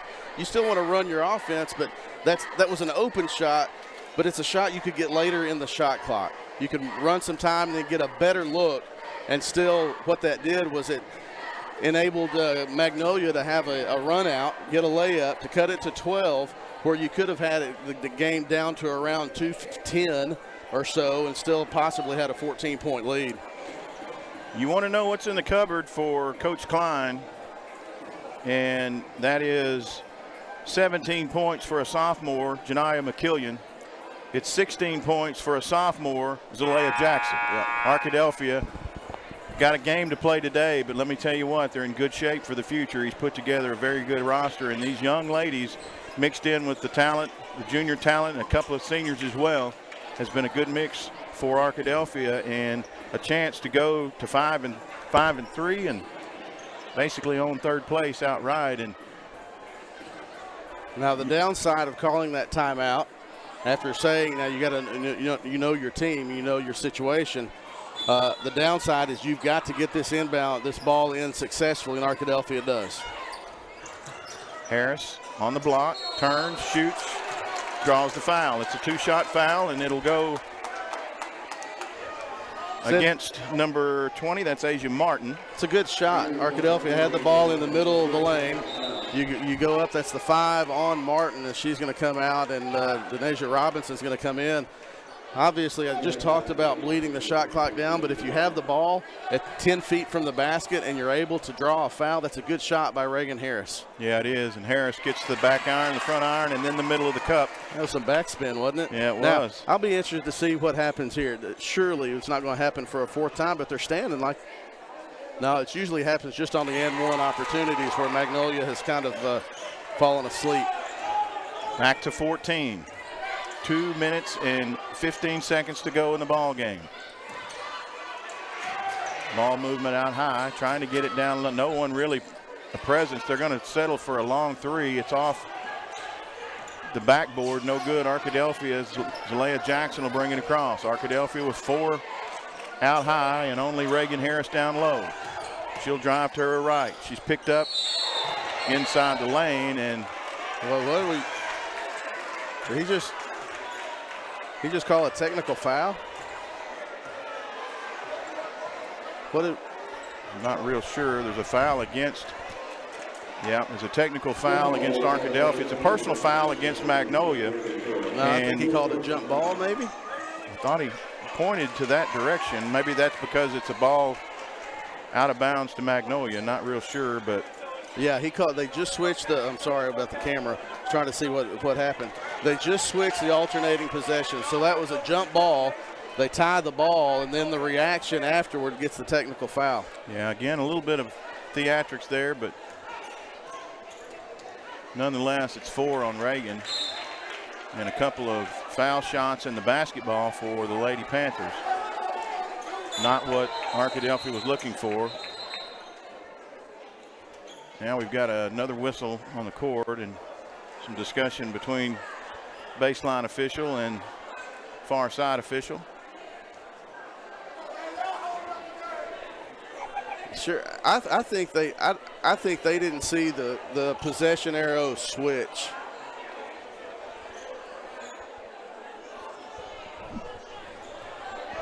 Well, I have no idea what that stoppage was for. The possession there is pointing to Arkadelphia, but after the technical foul, right, it that's does when belong they to switched Magnolia. it. Yeah. Well, they called the alternating possession to go to Magnolia, but they would have gotten the ball anyway. Jackson steps in the lane, and a hard foul, and she got an ankle. That was a tough tumble there by Zalea Jackson. Steps into the passing lane, goes all the way down, and then legs are tangled, and we're going to have a foul on Denasia Robinson, I believe.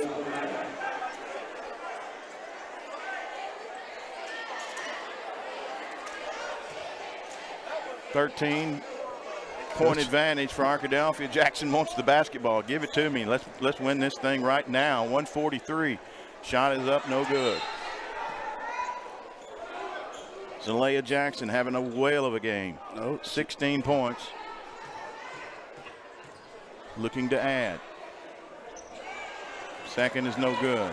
Jackson back on defense. Maya Green in the ball game now. McKillian back in there. Nice take.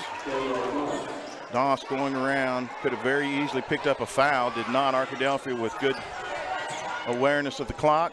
Maya Green, easy 6-footer is good. First points for Maya. Boy, And talk about coming right off the bench and being ready to go.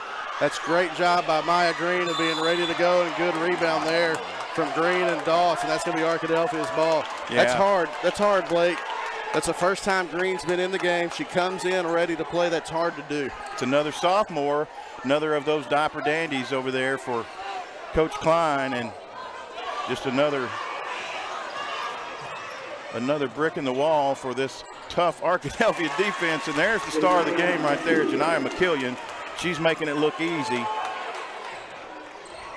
19 in the game for Janiah. Now we're under a minute to play, and Arkadelphia smells it up by 15. That's where Shot you no don't, good. Yeah, you don't want to foul. No. Or do that. Well, McKillian trying the home run pass, and Johnson, Tessa Johnson will get the basket and the foul, and not really what Coach Klein's wanting. And Anaya Ford going to check back in for McKillian. Chris, I think this one's in the bag with the 13-point advantage and 48.8 to go, but Coach Klein is not going to stop coaching, as McKillian did something that he didn't really approve of, and he's going to have a visit with her about it. Tate swallowed up in the backcourt, and that ball is going to be out of bounds off of Tate. And you got someone on the backside also. Oh, TT is going to be a whistle for that foul. Yep, TT going after the ball, trying to make up for that, and it's going to cost her a foul, and it's going to cost a trip to the line and a chance to make it a 10-point game. And you can expect definite full court pressure after a miss or a make. So even on a miss, you got to get the rebound and be strong and be smart and not throw it into the hands of the opposition. That's a tough rebound to get to off of that front of that rim coming right back. You got to secure the defensive rebound on a miss. Second shot on the way for Jackson. It is good. Jackson's first point of the quarter. Pass ahead to Ford. She needs to just get it under control and play a little keep away here. Into the passing lane is Tessa Johnson. She'll knock it out of bounds. 26 on the shot clock, 36 on the game clock. Timeout, Arkadelphia. And we'll see, this may be, I believe it's going to be a full timeout. And so with 36.2, we're going to take it with them. We'll be back here in 30 seconds for the final quarter from Arkadelphia Lady Badger basketball. You're listening on your Arkadelphia Badger TV.com. R&T Dixon's Exxon stores are proud to sponsor this Arkadelphia Badger broadcast. Locally owned and operated by Randy and Tanya Dixon, we welcome you to visit one of our Arkadelphia locations located at each I-30 exit, or our new Tiger Mart store located on 10th and Pine in Arkadelphia. R&T Dixon's Exxon stores say, "Go Badgers." Is that an instant replay or something?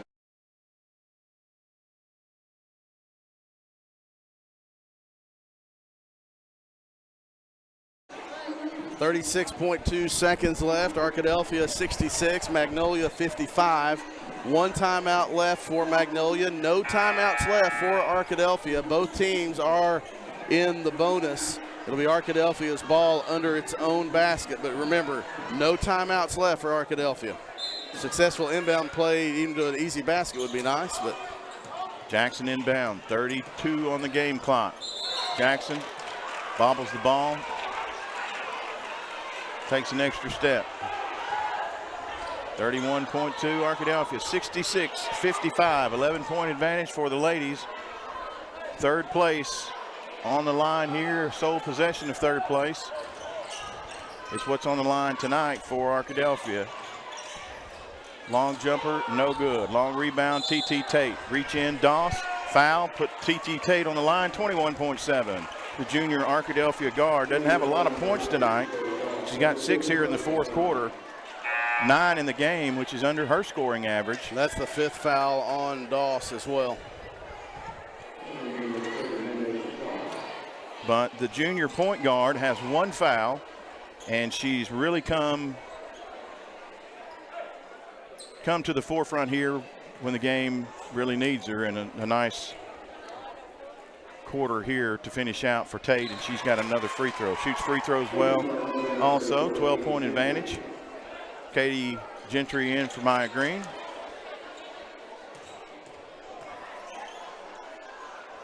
Tate's second is off the right side, no good. 20 seconds to go, the lead is 12. Arkadelphia will settle back into the half-court defense.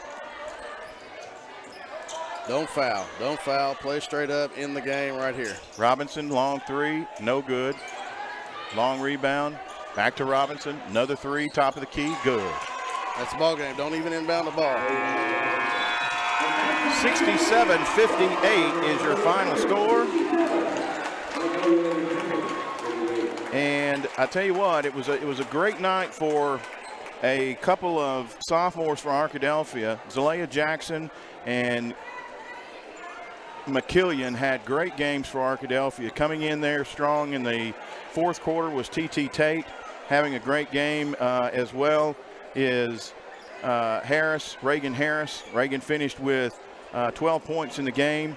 Just a good all-around effort by a total team effort, and a game of runs that turned out to be a run that Arkadelphia needed right there in the fourth quarter. Really, that was a really good win for Arkadelphia. It's different if you control the game from the get-go, but the way Arkadelphia withstood that big run in the middle of the first half, 16-0 run from Magnolia, and you're able to come back, withstand that, tie the game in the third quarter, and then just really take command in the late third quarter and kept it in the fourth quarter. It's a really, really, really good win for Arkadelphia. Well, that's going to run Arkadelphia's record to 13-6 overall, 5-3 in the 7-4A conference. Now it's time for the boys. We're going to take a break and get ready for boys action. We'll be back with the starting lineups. You're listening to Arkadelphia Badger Basketball.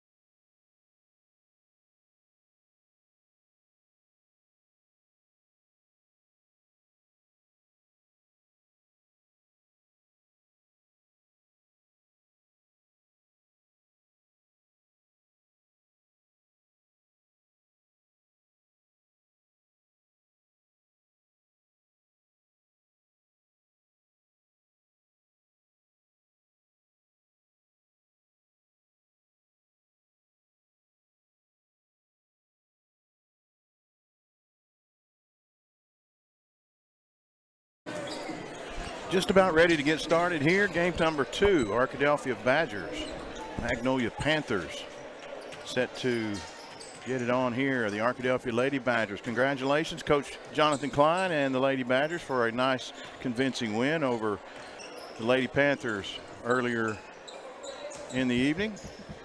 Double-digit win for Arkadelphia puts them alone in third place. This one right here is maybe a little tougher row here. Arkadelphia coming in sole possession of second place and a half game behind the Magnolia Panthers.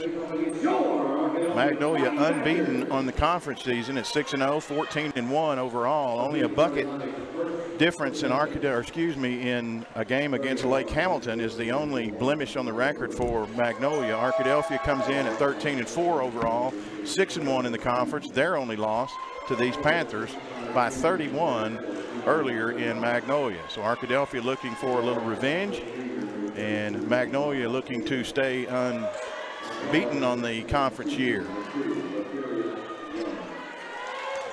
And we're having the starting lineups introduced here, and Arkadelphia ready to send their starters onto the floor.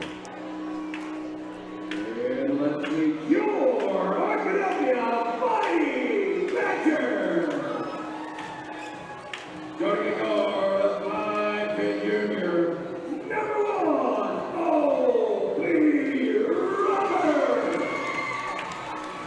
O.B. Roberts will get the start. The 5'9" junior guard. Isaac Williams, the 5'9" junior guard, will be the second in this guard-heavy lineup here. Seth Golden, a senior, a 5'8" guard. And James Elgis, the 6-foot, 3-year starter, a junior guard, will be the fourth of a 4-guard set, along with the big man down low, senior Evan Bailey, a 6'3" senior, will get the starting nod for Arkadelphia. And we'll get your starters here for Magnolia. And it looks like it is going to be Roderick Williams Jr., a 6'5" junior forward center, will be starting, as well as Ahmad Davis. Ahmad Davis, a 6-foot junior guard. Amari Roach, a 6-foot senior guard. Rodreus Young, a 6'1" senior guard. And Dakota Dismuke, who is a 5'7" senior guard.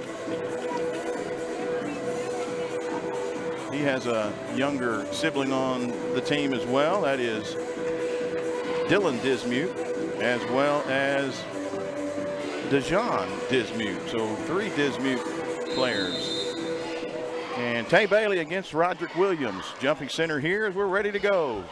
Nightcap of a doubleheader here. Arkadelphia versus Magnolia. Blake Bell along with Kate Perrin. Chris Babb will join us in just a minute. Glad to have you with us on this Friday afternoon or Friday evening. And a quick foul on Arkadelphia, and I believe that's going to be on Isaac Williams, and that'll be the first on Isaac. Just a little bit of a push down low, and first team foul, first foul of the game, in fact. Clearing out down low and getting the ball under the basket is Roderick Williams. And first points of the game belong to Williams and the Panthers.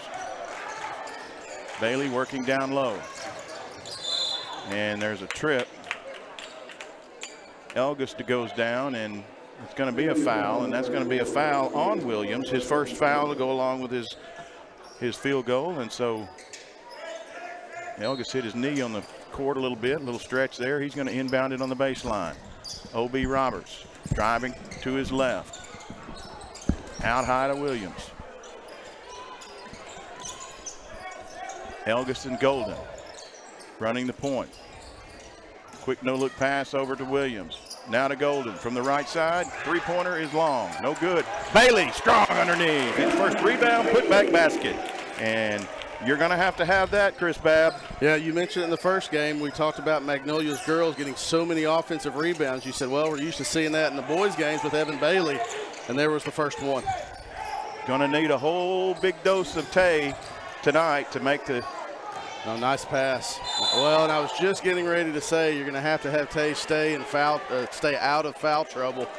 Coach G mentioned that at the halftime interview that Evan Bailey's going to have to stay out of foul trouble, and he picks the first one up minute 9 into the first quarter. Bradreus Young got him off his feet, and he went up and comes down on him, commits the foul. It's going to be a physical game, you know that. Magnolia plays tall, they play strong, and they play fast, and O.B. Roberts going to be charged for the hand check foul out 14 feet away from the basket, and that's not exactly what Coach G is going to want.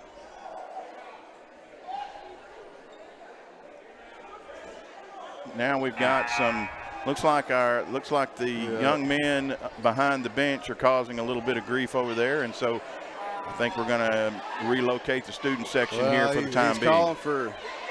Kicking somebody out. Someone to be gone. Don't know who it is. We've got a student, looks like is maybe overstepped his bounds a little bit. I don't know which one it is. Not real sure. Doesn't matter. We're not going to talk about that. We're going to talk about a basketball game. I don't know how you can tell which one says something. Well, we've got rabbit ears already. A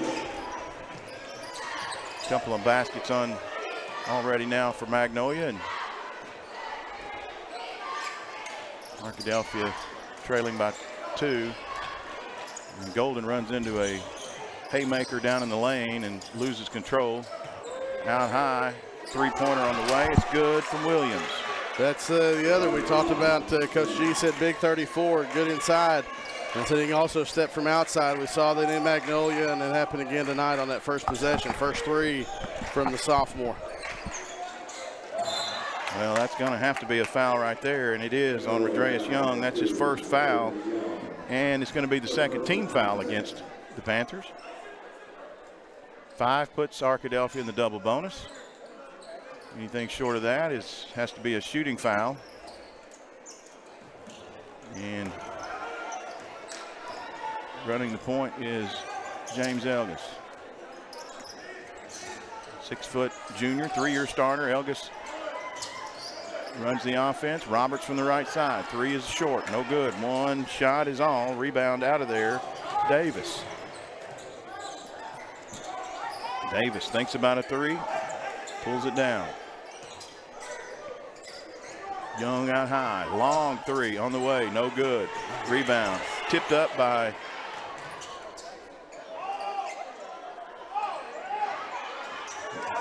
the rebound was tipped up by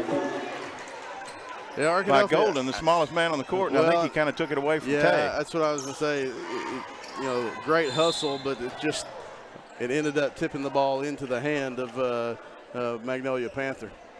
Golden pushes it against Magnolia, catches a blocking foul down low, and that's going to be a foul on Dismuke. That's Dakota Dismuke, senior starter.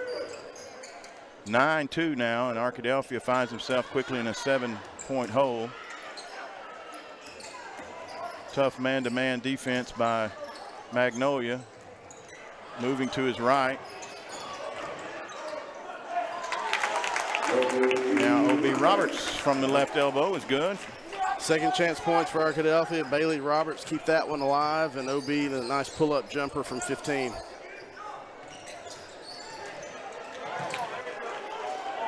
Roberts a run out. Foul from behind by Amari Roach, and that'll be the first personal foul on Roach, and the 4th team foul, and a shooting foul as OB will go to the line to shoot a pair. 11-4 with 4:41 to play. Opening quarter here, Arkadelphia and Magnolia. Second place against first place. Arkadelphia can actually take over first place by half a game with a win tonight. Yeah, mentioned Tuesday when you're at the school board meeting that Arkadelphia was the only team to really finish the first round of the double round robin and get all 7 of those games in and not have to make up any games for weather. And that could be big down the stretch as teams start to have possibly injury issues and just fatigue issues, having to play that extra game in that back half of the round robin. Arkadelphia getting it in. Bailey, boy, a lot of feet moving down there by Williams. And man, a lot of steps down there on the baseline by Williams. He gets it out to a teammate who's fouled, and that's going to be Amari Roach that'll go to the line. First personal foul on James Elgis. And Roach will go to the line. Miss cleaning it up. Getting that put back is Young. So 13-6 advantage now for Magnolia. Well, Magnolia, Chris, they just don't, they score so quickly you don't realize, and all of a sudden they're out to a 7-point advantage. That's right. That was a quick whistle. I was afraid he was going to call Evan Bailey for a foul on that one. It would have been 2 quick ones. Fortunately, it was a jump ball, and alternating possession stays with Arkadelphia. Elgis inbounds to Bailey. Now OB dribbling outside the 3-point arc.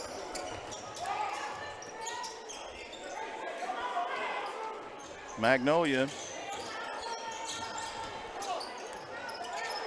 comes out on OB Roberts, and he sinks the 8-footer. Roberts has got 5. He leads all Badger scores. He's got 5 of their 8. Cut off on the baseline by Golden. Double team. Out high.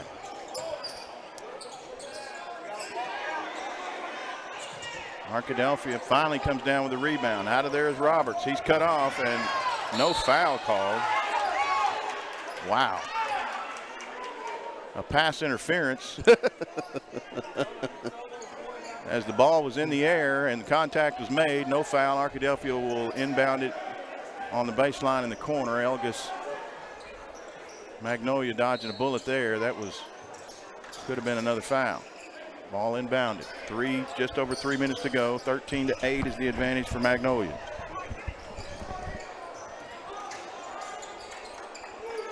Arkadelphia can get hot. Bailey.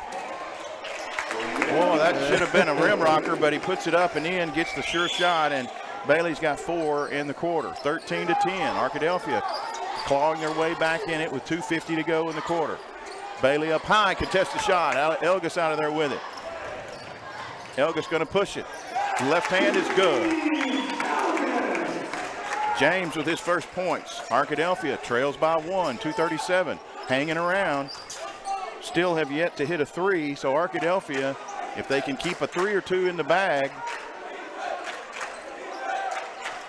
has got a chance to make this a game. Good home crowd here on a Friday night in Arkadelphia. Finally getting some decent weather to get out and about in, and Golden flashing for the steal is going to be charged for the reach in. First on Golden. And that's the 5th team foul, and that should send them to the line, and it is, and the officials are going to regroup and put a Magnolia shooter on the line. And that will be Dakota Dismuke. Dismuke, 5'7" senior guard. One of 3 Dismukes on the roster. Only one to see action so far. Golden, Isaac Williams, Tay Bailey, James Elgis, and O.B. Roberts. The starting 5 still on the court for the Badgers here with just over 2 minutes to go and a 2-point lead for Magnolia. Magnolia, arguably the class of not only the 7-4A, but 4A overall, as just a basketball factory down there the last few years in Magnolia. Long 3 rims out, no good. And there's a clear out and a nice defensive position by Seth Golden, and he'll get Amari Roach for the offensive foul, his 2nd of the game. Yeah, Roach got a little bit too far down towards that baseline. You know, he's not going to be able to stop his momentum. He's going to have to spin back. Just Seth Golden did a nice job of getting guarding position and drawing that charge. Arkadelphia can tie or take the lead with a 3 here with just under 2 to go in the quarter. Isaac Williams, watch that right elbow, young man. Watch that left elbow. Close guarding almost. Dribbling to the free throw line, and a clear out foul underneath, and Elgis is looking at him, and so is Tay. Not sure. We'll see who it's against. Tay. Yeah. Well, just a lot of pushing and shoving down there, and how you decide who it's on is just a judgment call on the official. And with 1:30 to go, it'll be Magnolia ball. It's a 2-point lead. Looks like Tay's going to be replaced. Xavier Williams going to be in at the next break. And a nice over-the-shoulder running one-hander by Brewer. His first points of the night, and a 4-point lead with just over 1:15. Elgis driving, cut off by Brewer, picks up his dribble. Finds Golden, he'll dribble into the lane.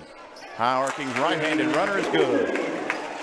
Seth Golden, first points of his night, comes at the 1-minute mark, and he cuts it to a 2-point advantage.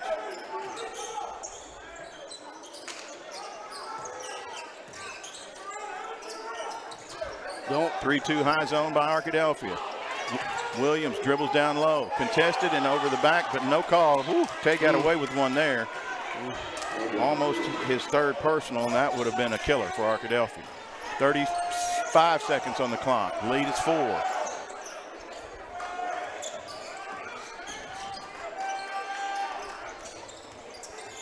$19 on the shot clock, 24 on the game clock. Roberts wheeling and dealing inside, no good. Ball is thrown up, and looks like Elgis is going to track it down. Out of bounds to Arkadelphia. 13.3 on the game clock. Shot clock will be off, and Williams will come in for the Badgers. Xavier, a 5'9" sophomore forward, will replace Tay, so Tay doesn't get that third cheap one here at the end of the quarter, and he'll have to play the rest of the game with 2 fouls. We'll see how much he gets out of the second into the second period. 13.3. Roberts will inbound it under the on the Arkadelphia baseline. 10 seconds across the line comes Elgis, pushing to his right. OB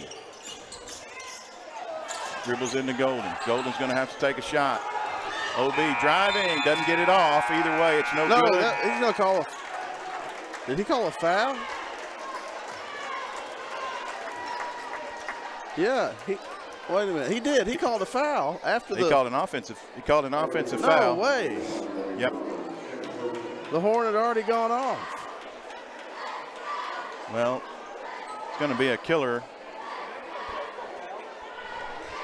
And we'll see who it's against. Coach Ware is out. They called it against Isaac OB. They called against OB Roberts. Well, I've got 2 on OB. If the scores table has 1 so far, I think they're waiting to get the explanation. Coach Garner has his team over. He's delegated Coach Ware to be the delegate to that caucus, and it's not one that's going to favor Arkadelphia, as it is going to be a foul against OB Roberts. And if my numbers are correct, that's 2 on OB. Yeah, and man, that was a tough one, and it is 2 against OB. And boy, that's a tough one right there. And it seemed like you said, Chris, that was after the horn. Yeah, that's a tough one to go against OB because, I was looking at the clock and him, and he had not even taken off when that buzzer had gone off, and that. Well, if the shot wouldn't have been good. No. And as far as I could tell. Well, I mean, you're gonna if you are called for a charge, you're going to most likely make contact before the ball comes out of your hands. Right. So there is that possibility. But I just thought the whole thing was after the buzzer. Well, irregardless, it stays a 4-point advantage. And Coach G just looked at OB and said, hey, you got 2, because you can't, if you're Coach G, you can't really have Bailey and Roberts on the bench at the same time. And this is the foul trouble that he said Arkadelphia was going to have to stay out of. Well, Arkadelphia is going to get a quick turnover here as Magnolia's charged for the foot shuffle. Malik Brewer lost control of the ball, took one too many steps and gathering it in, and Elgis will pick up backcourt pressure from Young. Gets it across the timeline, 7:40 to go in the half. Quickly into the trees is Golden. He picks up a lot of contact, but no call. Across the half-court stripe comes Magnolia. Arkadelphia keeping it respectable here in the first quarter, 18-14.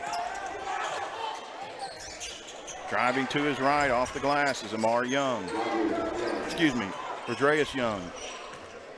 Wrong Young there. 4 in the game for Young.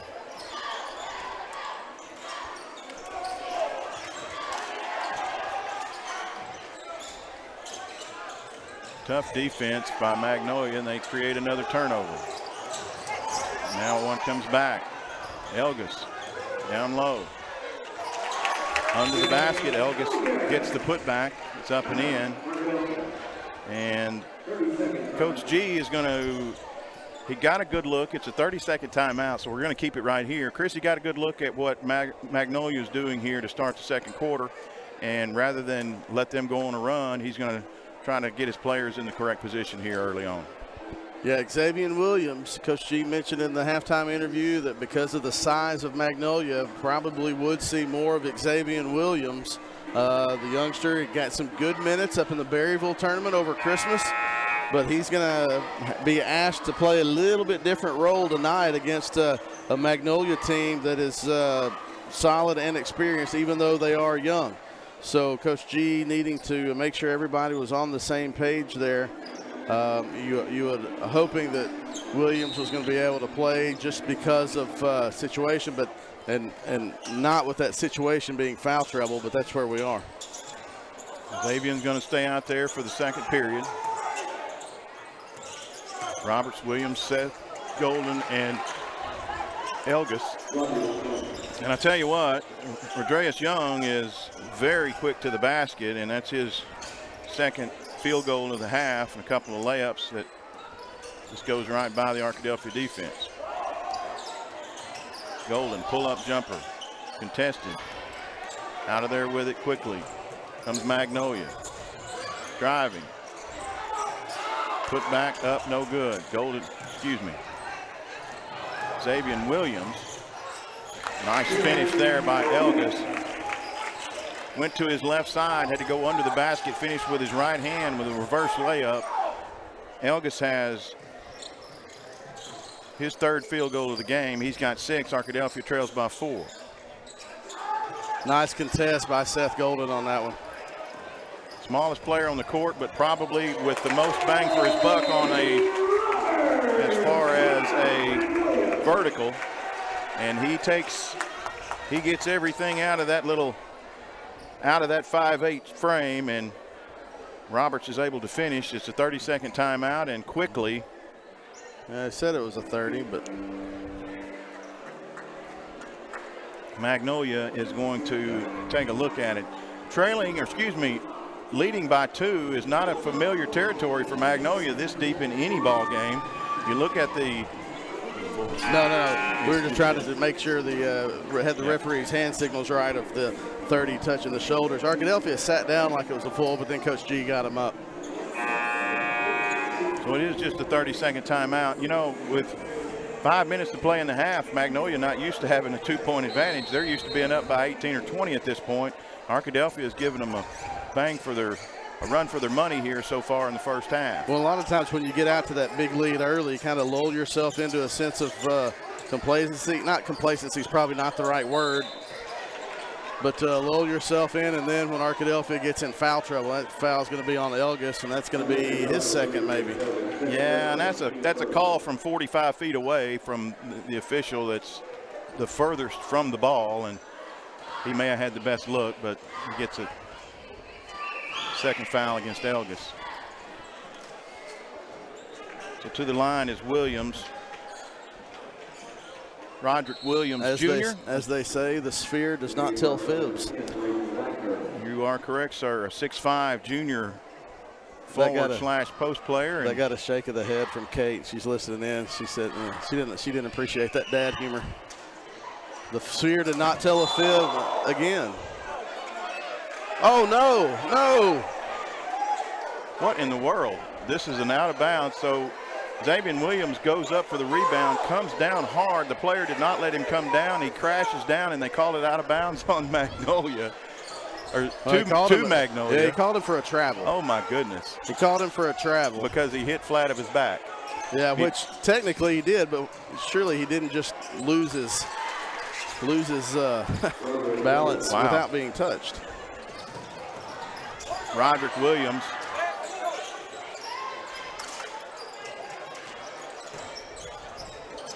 A lot of wheeling and dealing in there for Young, and loses the ball in the process.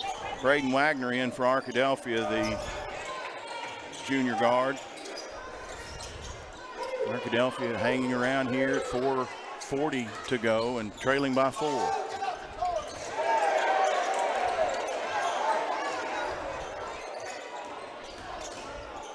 Elgis turnaround from the baseline, no good. One shot is all they get, and the rebound is knocked out of there by Roderick Williams to Magnolia. 4:20 to play.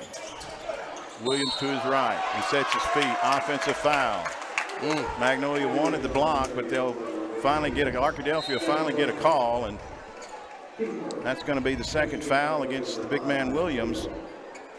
Maybe that's the equalizer Arkadelphia needed, although they're keeping Williams in the game. Maybe somehow Arkadelphia can figure out a way to go at him and try to get a third foul possibly.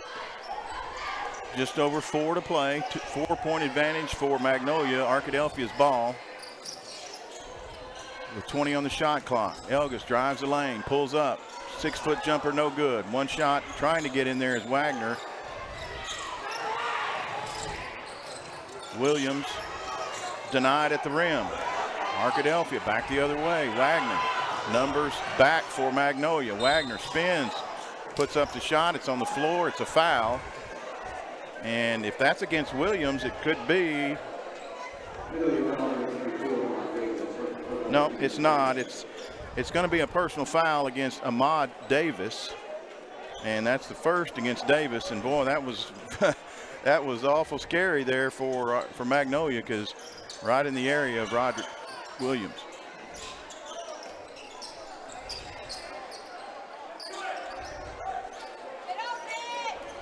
Golden picks up his dribble to Elgis. Elgis covered up by Rodreus Young. To the free throw. Nice. Up and under move. Nice 9-foot jumper there just inside the free throw line for Elgis. Elgis has 8 to lead all Badger score. Just over 3 to play in the half. Arkadelphia trailing by 2. And Williams, Isaac Williams, will go up. Coach Garner, his arms crossed over there, and big sigh that, man. That sigh was partially for me as well. That was one that could have gone either way as well, and could have very easily been a no call, but instead it'll be Isaac Williams, second personal. And to the line goes Deontay Lee. Lee rattles home his first points of the night. Second is up and good. Magnolia by 4. 3 minutes, 12 seconds to go. Arkadelphia very, very respectable first half here, as they've pretty much matched the unbeaten Panthers blow for blow. Long three from the left side corner is no good for Golden.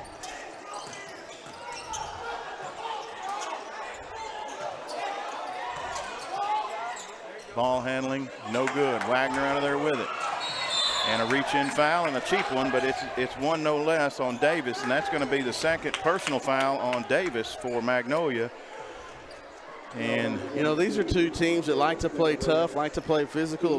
We might not have any players left at the end of this one. Well, I think I saw earlier, not Coach Elgis, he's to our left, James Elgis talking to the officials saying, hey, this is physical, and I think I read his lips to say, hey, well, you keep playing like that, everybody's going to foul out. So they're going to dictate the physical or lack of physical nature of this game. 16 on the shot clock. Elgis trying to work against Rodreus Young. Trying to take him off the dribble. He moves to his left. Shot up. It's contested by Young. Young the better of him that time.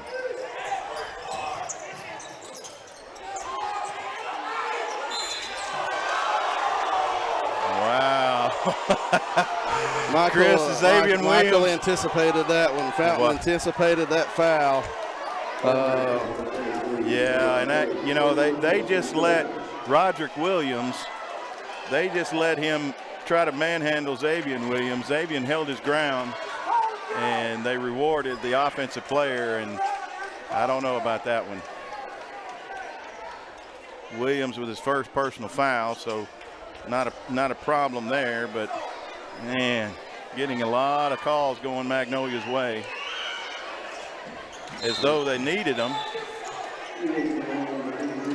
Making it awful hard on Arkadelphia to play that physical game if it's not gonna go both ways, and they're gonna take Roderick Williams out with 2 minutes in the game. Don't want him to pick up that third foul.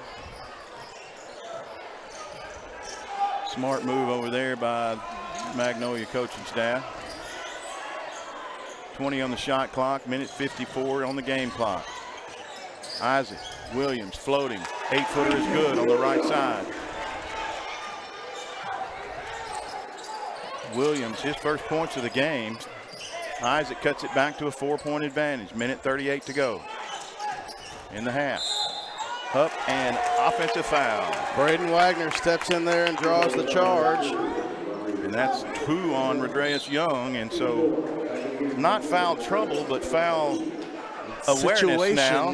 Foul situations now for a couple of Panthers, and Young will go to the bench for the final 1:30 of the half.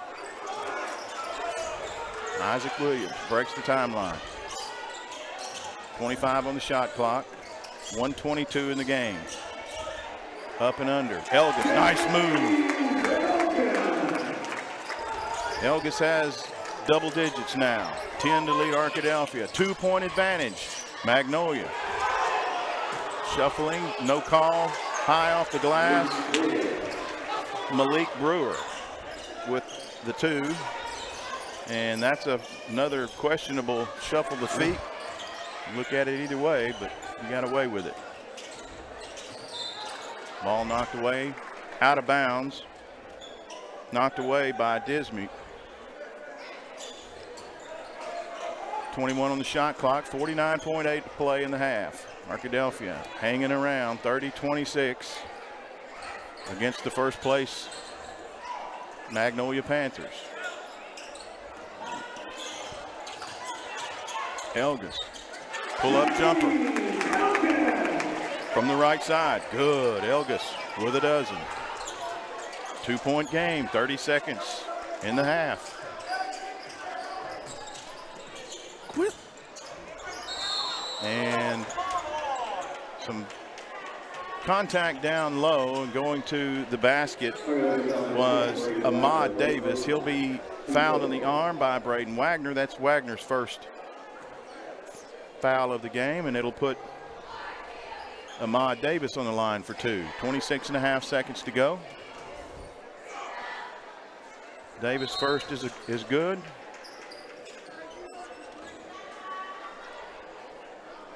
Lead is 3.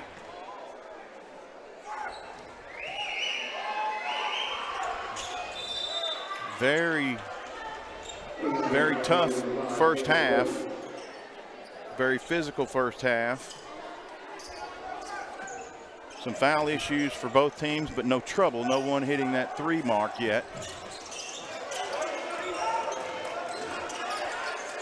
And a lot of, boy, that looked like the 40 minutes of hell defense there is no call, and a lot of contact on the ball. 3 on the way, outside, no good. Long rebound. Williams ahead to Golden. He's going to fire it up from 3 off the front iron, no good, or the back iron, no good. And that's how this half should end, with a foul on a 3-pointer desperation. I don't really know if there's much contact there. Regardless, Seth Golden's going to get 3 free throw attempts. And, you know, just a just a typical way to end the half, or almost. We've got 0.5 seconds left here. Golden misses his first. Halftime, Coach Klein's up here, and Zalea Jackson also get to talk to you, Blake. All right.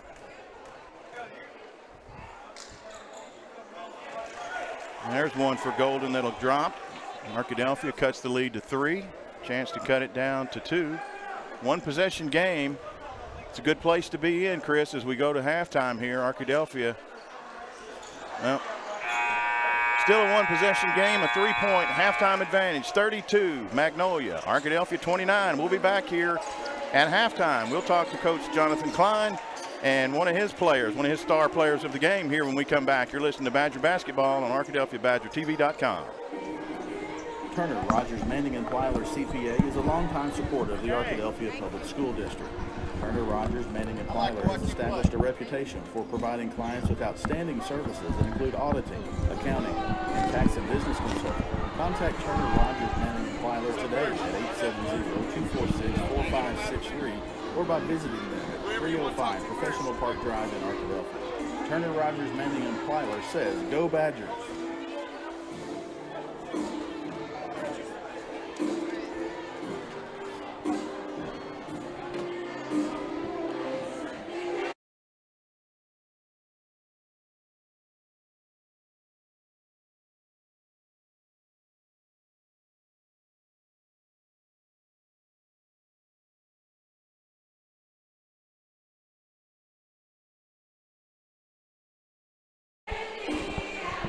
All right, we are back for halftime here from Arkadelphia. Arkadelphia trailing 32-29 over the conference unbeaten Magnolia Panthers. We're joined here at halftime by one of the stars of the earlier game, Arkadelphia Lady Badgers, winning in double digits over the Lady Panthers of Magnolia, Zalea Jackson. Welcome, Zalea. Nice game, young lady. Thank you. So 17 points. We don't keep any other stats up here, but I know Coach does. We're going to talk to Coach Klein in here in just a minute. You know, one of the things that we bring up over and over and over is the balance of talent on this team that you have. You're just a sophomore. You're playing with McKillian, who's a sophomore. You're playing with Katie Gentry, who's a sophomore. And night in, night out, we don't know who the star is going to be. Taylor Altman had a great game earlier this week. Tonight, you have a great game, but that's the thing that you've gotten used to doing. Yes, sir. So tell us, you know, one of the things that I like about your game is that when you get the basketball, you're looking to score. So pull your mic up a little bit so we can hear you a little bit better. Every time. All right. So as a young player, what's your driving force to get in there and make this thing work? I know I got to score for my team and pull through. And this is a must-win game for us. We locked in so hard for this game. We was ready. And me driving hard tonight was to get our get back on them because, yeah, we had to get our get back. It was a lot of stuff said last game, so we had to prove them wrong. And I just wanted – it's fourth place. We was in fourth, and now we in third. That's all I wanted, to get in third without no tie. We had a tie with D-Queen, I believe, and placing this third was we had to get that third. It's a big step, and you know, with postseason, we're just over halfway through the conference season, yes, and you put yourself in a great place for postseason play, and that's what it's all about. Yes, sir. So, tell us about coming forward. Your ladies are going to have to go on the road next week and play a couple of tough games. Tell us how you're going to get ready for that. By playing hard Sunday, locking in on Sunday, getting ready for, I believe, D-Queen.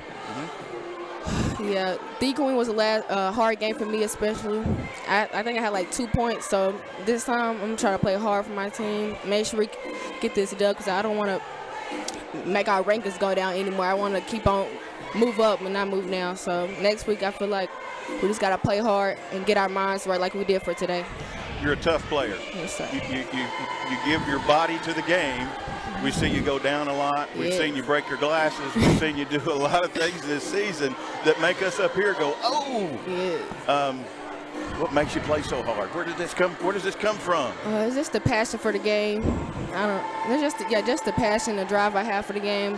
So every game I put my body on the line for it because it's something I love and I cherish. So yeah. Well, we're proud of you ladies. You did a great job tonight. Thank you. Hey, go enjoy this victory. Thank you. Okay, and we'll see you on Tuesday night as we make that long trip to DeQueen. Yes, sir. Talaya Jackson. All right, Coach Klein, come on in here. Oh.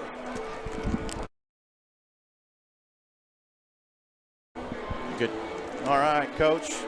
One of your star players, and I say one of your star players. There were a couple tonight. McKillian had a heck of a game. Yes, High sir. double digits again. Motor runs full speed all the time. But that young lady right there brings it every night. Yes, sir. Yes, sir. She does. She's very consistent, and as a young player, that's rare. So it's nice. It's nice having players like that. Well, we know when we talk during the broadcast that you're not looking ahead even a game, much less a season or another couple of seasons. But you have a nice crop of young, as we call them, diaper dandies up here. You have a nice crop of young ladies that are complementing your more veteran players well, and she's one of them. Talk about next week. It's always hard to go on the road. It's hard to make that a long, windy trip over to DeQueen, and then you come back against a very tough or then you go back on the road against a very tough Camden Fairview team. Yes, yes. Well, you know, two tough road trips, two long ones back to back, two tough teams. But you know, we've just got to take it one day at a time and get better every day and take care of business because at the end of the day, that's what it's about. Camden Fairview, never going to look past DeQueen. DeQueen, a 2-4 team. You know as well as anyone, you don't look past anyone. Camden Fairview, though, is 6-1, and they're right there nipping on the heels of a very, very tough Nashville team. Tell me about how what's the mindset of your team as they go in. Do they have that killer mindset? You know, it's just mindset is one of the things we've really been talking to our kids about, is about winning the battle of our mind before we can win the battle of practice, before we can win the battle in the game. It all starts with that mindset. So that's something we've really been talking about and working on and just really focusing on. And you can see them every day coming in and getting stronger mentally as they do focus on that part of it.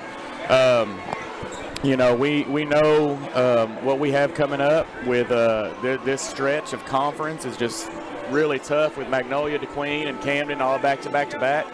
And especially now that two of them are on the road back to back, it makes it even tougher. So, but you know, our focus every day is just getting better every day. We're not looking ahead trying to, well, this team and that team. It's just let's get as good as we can today, and tomorrow we'll beat it.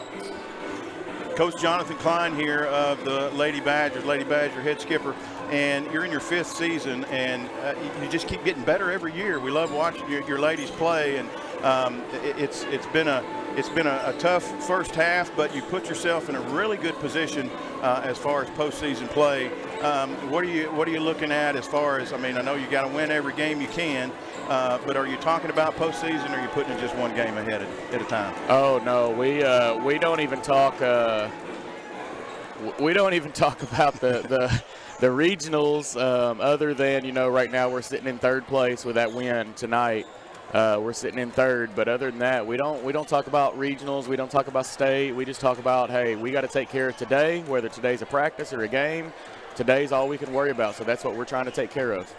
Coach Klein, you've got a nice basketball team and a lovely group of young women over there. They're very well-mannered. They're they look like they're having a lot of fun. We're having a lot of fun with you. Congratulations on a good win tonight. Go enjoy it with your team. Thank you. Coach Jonathan Klein of Arkadelphia High School, Lady Badger head basketball coach, and Lady Badgers with a double-digit win tonight over the Magnolia Lady Panthers. So it's been a good night so far, and it could get better even more as Arkadelphia is just a 3-point trails the first place Magnolia Panthers by 3 at the half. We're going to take a quick commercial break, and we'll be back here in 30 seconds. You're listening to Badger Basketball on ArkadelphiaBadgerTV.com. Locally owned and operated, Welch Funeral Home has been serving the Arkadelphia community since 2005. Our goal at Welch Funeral Home is to offer every family that will allow us to serve them the most caring, dignified, professional service at the most affordable price. With over 40 years of experience in the funeral home industry, owner Tim Welch and Welch Funeral Home have also been longtime supporters of the Arkadelphia Badgers and Lady Badgers. Contact Welch Funeral Home at 870-230-1400 or visit them at 202 South 4th Street near downtown Arkadelphia.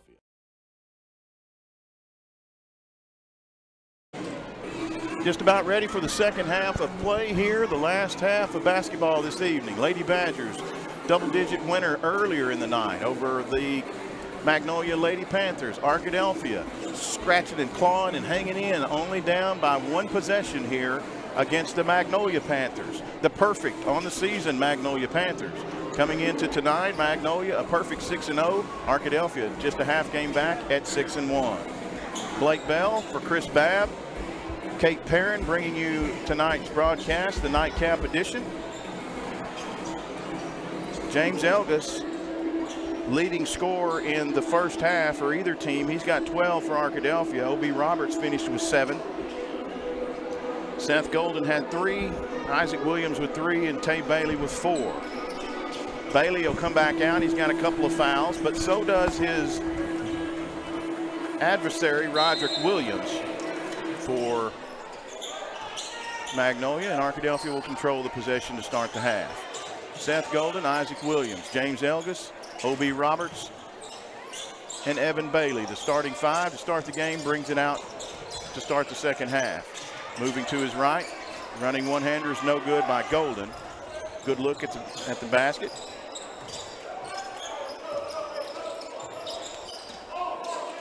Having a lot of fun, Chris, with the players, and you know, it's always nice to get to interview the players. Alea Jackson, very exciting to watch, and a very very humble young lady for Arkadelphia. Glad they had a great game tonight. Steal by Arkadelphia. Elgus the other way. Adds to his total. He's got 2 more. That's 14 for Elgus, and Arkadelphia trails by 1. Yeah, that was a huge win for the girls to kind of get nice tie ball. It's this official thinks it pointed to Arkadelphia, but it's still Magnolia ball. He had the indicator in the wrong pocket. Big win for the girls to kind of stay in the top half of that and kind of get right back in mix for third place. Arkadelphia comes out, and you can tell there's a sense of urgency with Evan Bailey driving, and that is they called that a goaltending, but the ball was under the rim. And so it's going to be a 2-point turnaround here as Bailey went up and slapped it off the glass. It was just unfortunate it was under the rim. No way that was going to go in, but here, regardless, that's not the call. So goaltending is the call. Arkadelphia will bring it back, trailing by 3. Amari Roach picks up the ball at half court. Isaac Williams dribbles out of trouble. Floater in the lane. Good right-hander by Isaac Williams, and he starts his night off, second half off with a pair. Back to a 1-point game.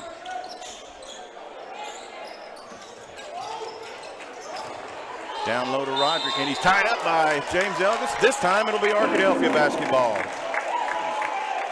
Nice play there by James Elgus. He reaches in there and ties the ball up without fouling, and now Arkadelphia will have a chance to take the lead.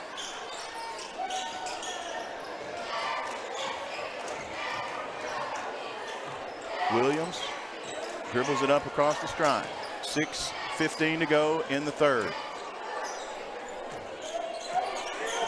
Young is on Elgus. Elgus will get it outside. O.B. Roberts thinks the 3, goes in, floating one-hander, right-hander. Good. O.B. Williams couldn't contest because he didn't want to pick up a foul. And at some point, Williams and Bailey both will get far enough into this third quarter that they can go back to playing like they need to be. It's a nice take and a breakdown on defense, but they'll be able to play like they like to play, a little bit more aggressive, but still too early. Doesn't want to pick up that third foul yet. Yeah, Dismute scores the first points of the half. And now a 1-point lead for Magnolia and the ball back. Long three-pointer is no good from Arkadelphia. Ahmad Davis gives it up. Down low. Williams.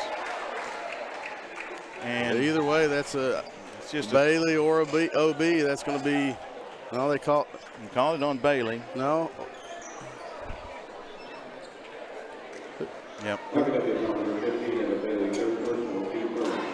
So Tay thought he did everything right. He moved his feet, kept his arms straight up in the air, and is called for the foul. And, you know, it's the thing is, are they going to do it on the other end? Because it's going to look just like that with the roles reversed if we come back down here in just a trip or two. You know it is.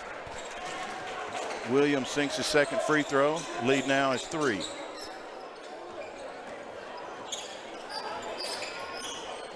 Roach with a little backcourt pressure.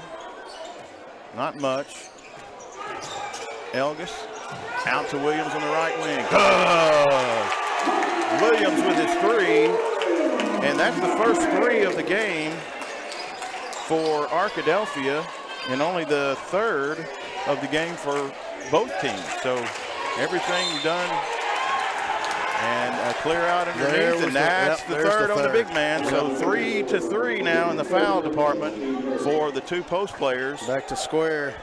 Back to even as Roderick Williams Jr. gets his 3rd personal foul, and now we're all square again. Both he and Bailey still in the game.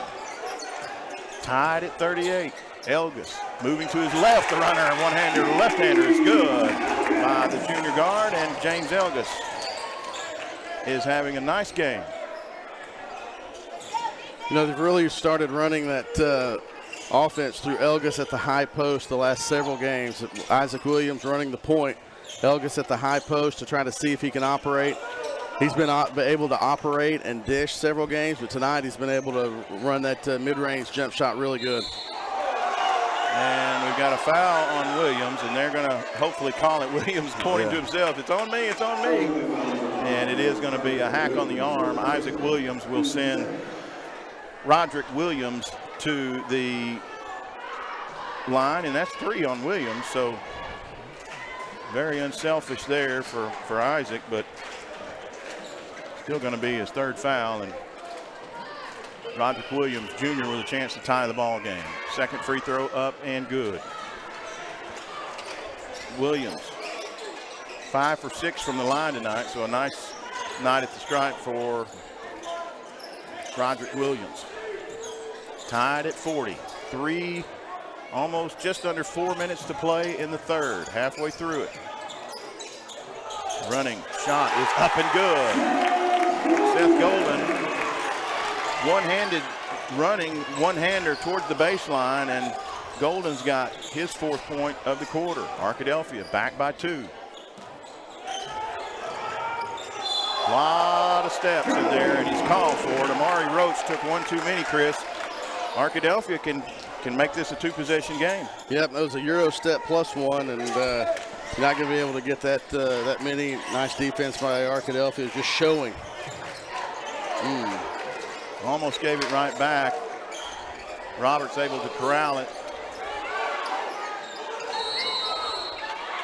And I don't think Elgis thought that there was a 5-second count on him. Coach Garner knew it. He come behind, and he didn't get the timeout in time, or didn't get him alerted in time, and it wasn't a very close guard, but nonetheless, it's a 5 seconds. Turnover. Yeah, you don't see the 5-second closely guarded very often in that situation.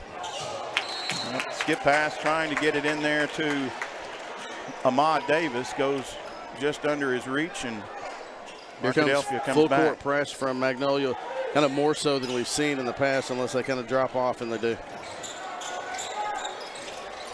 Both teams with 4 timeouts left. A couple of fouls for the Badgers, against the Badgers, 1 against the Panthers in the quarter. Nice running one-hander there, Isaac Williams. He's got 4, 6 in the game. Arkadelphia, biggest lead of the game for the Badgers is 4. 44-40, 2:40 to go in the 3rd. Stolen away, underneath, trying to get it into Williams. Bailey beats him down the court. Back out for Golden, fakes the 3. Stolen away, this time by Roach. Roach knocked away, out of bounds. Rodreus Young driving on Elgis. Elgis gets a hand in there and knocks it out of bounds. 29 on the shot clock, 2:21 in the quarter.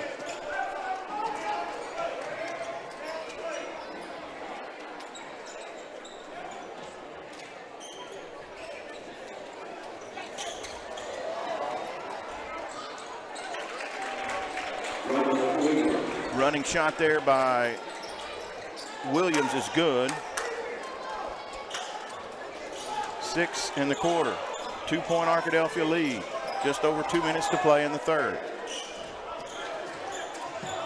Magnolia finds themselves. Magnolia finds himself in some unfamiliar territory. Ball that's knocked off of an Arkadelphia player. Magnolia will regroup. They'll reset here with 1:50 in the quarter. 3 on the way. Short. Over the back. No call. Very close there. Roderick Williams. Benefit of a no call as Bailey skies up for the rebound, and he was out of position and gets away with one. 1.5 minutes. Williams driving back out to Elgus, top of the key, to his right, spinning, going into the lane. No foul, but the finish is there. You said it was going to happen on the other end. Very similar to what Tay showed on the previous the possession a few minutes ago. Yeah, and Williams gets away with now, it. To Williams' credit, he was jumping back, and now that's going to be the third or fourth on Roberts or Bailey. That's on Bailey. Oh, man. Out of control drive in there by the Magnolia guard, and it's going to put Bailey on the bench. Boy, you hate to see a little ticky-tack foul like that possibly determine the ball game, and it could have a big outcome on it. Roach with his first points of the half. Trailing by 2, Arkadelphia with the ball. Bailey will set for the rest, obviously the rest of the third and probably about the half of the fourth. A double dribble. Williams out there, and with 43.2, a chance for Magnolia to tie or take the lead. About 7 seconds different in the shot and the game clock. Ahmad Davis runs point. Stolen away. Nice. He just picked his pocket. He sure did. Seth Golden. Seth Golden. Roberts. Boy, almost could have gotten Roderick up there, and Elgus is going to flash in front of Young and pick up the cheap personal there. 25.2 to go, and no foul trouble. Well, that's 3 on Elgus, so maybe is a little bit of foul trouble for James. Now Arkadelphia starting to stack the fouls up. 3 on Williams, 3 on Elgus, 4 on Bailey. Only 3 on Williams, so for Magnolia, Arkadelphia not benefiting. Good. Xavier Williams in there to knock the pass away, and a diving attempt at whatever that was from Rodreus Young. And hey, give it to him for laying his body on the line out there. He goes after the ball, and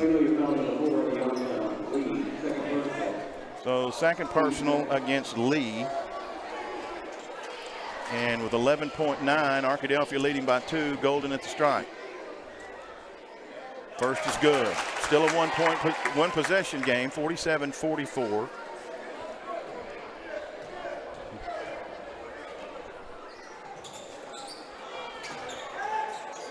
Golden can't hit the second. 8 seconds to go. Arkadelphia don't want a cheap foul. Shot at the buzzer is hoisted and no good by Ahmad Davis. Arkadelphia will take a 3-point lead into the fourth quarter. Man, it's been a fun night so far. It's about to get a whole lot more fun if Arkadelphia can hang on for one more quarter. We'll be back here for the fourth quarter. You're listening to Badger Basketball on your Mascot Media app. Everyone's known for something. Ours is simple. At the Southwest Auto Collection and iDriveSWA.com, you get the absolute lowest price on America's best brands. Ford, Lincoln, Chevy, GMC, Buick, and Chrysler, Dodge, Jeep, Ram. The best selection and the lowest prices guaranteed. And we deliver anywhere in the state, plus tires for life. It really is that simple. Visit us today, the Southwest Auto Collection, I-30 exit 78 in Arkadelphia, or online at iDriveSWA.com. Well, if you're anywhere but Arkadelphia High School or in your recliner watching and listening to your Arkadelphia Badger basketball broadcast tonight, you're in the wrong place. It has been a fantastic night. The ladies with a double-digit win earlier, and the Arkadelphia Badgers looking for an upset, and that wouldn't be much of an upset, Chris. This is a second-place team that's only a half game back, but playing one of the potential powerhouses in 4A, and that is the Magnolia Panthers. Right. You know, this is a team that's ranked, you know, there are several different Arkansas high school basketball polls, and Magnolia is in the top 10 in all of those, and rightly so. This is a very talented Magnolia team. Although they are younger than they have been in the past, they just kind of have that winning culture. And this would be a big win right now for Arkadelphia, not just because Magnolia is a top 10 team, but in that conference race, it puts you in first place, and you kind of control your own destiny. Xavier Williams, Golden, Isaac Williams, James Elgus, and Obi Roberts are the 5 on the court for the Badgers. Running shot is no good by Roderick Williams. Put back, no good. Arkadelphia out of there with it. Obi Roberts has a 2-on-3 break. No numbers. He spins, has the ball taken away, gets it right back. Isaac Williams for 3, no good. Boy, the place would have came down if that one, and Roderick Williams is going to throw the ball off the face of James Elgus. That wasn't intentional. He was just throwing it. He was just trying to throw it off of somebody, and it just happened to go off James' face. So good play by Williams there. You normally try to throw the ball off of a player a little bit lower on his torso, and not right. And it's kind of like dodgeball. You don't really want to break their glasses. Either way, it's a 3-point advantage for Arkadelphia, and Magnolia with the ball in the half-court set. And a reach in on Roberts. Roberts now with 3, and he'll join the Arkadelphia pack with 3 of Roberts, Elgus, and Isaac Williams. Of course, Bailey over there on the bench still with 4.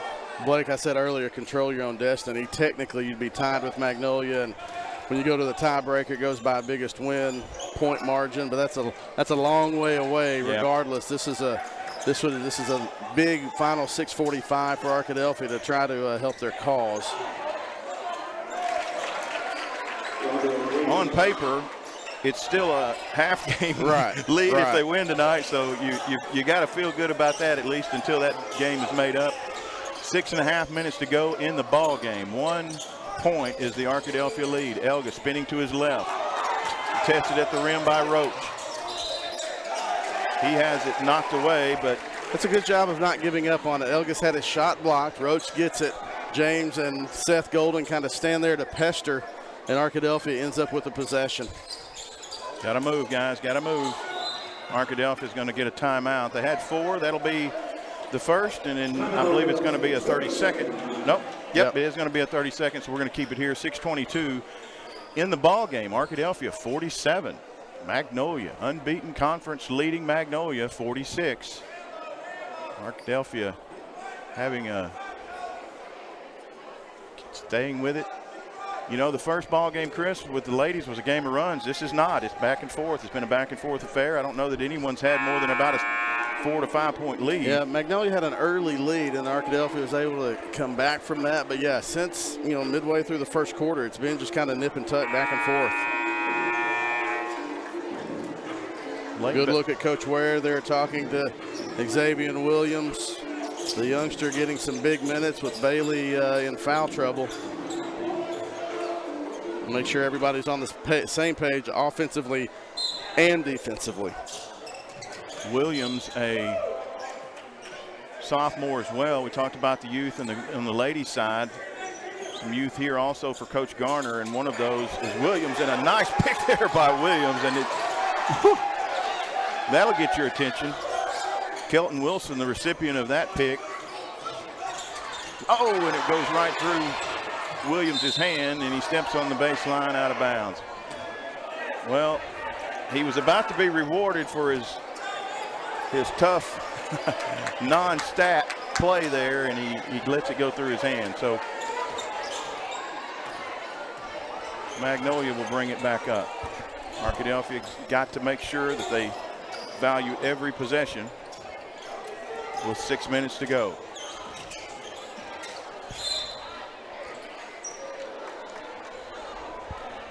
Rodreus Young with just a drive, simple drive, and that's the 4th on OB now, and so Wagner's going to have to come in. Touch foul on Roberts, and we just hope that the players decide this going down the stretch. Williams, nice hustle play, almost gets it, just gets out of his reach. Coach Garner gives him a nice congratulatory 5-hand slap there, and proud of his young man, and still trailing by 1, 5:45 to go. Xavier high out on Williams. Williams has been the workhorse for Magnolia. Down low. Williams, Isaac Williams of Arkadelphia out of there. Golden presses it across the timeline quickly. Back up high to Isaac. Roach playing very closely on Elgis. He's trying to stay in Elgis's pocket, and he's out high with him. Elgis resets the offense. 15 on the clock, on the shot clock. Elgis to his right, drives, up and under. Shot altered. Roach comes down with it. Nice defensive set there by the Panthers. Arkadelphia regroups on the other end. Jumper from the left elbow, no good. Wagner knocks it out. It'll stay with Magnolia.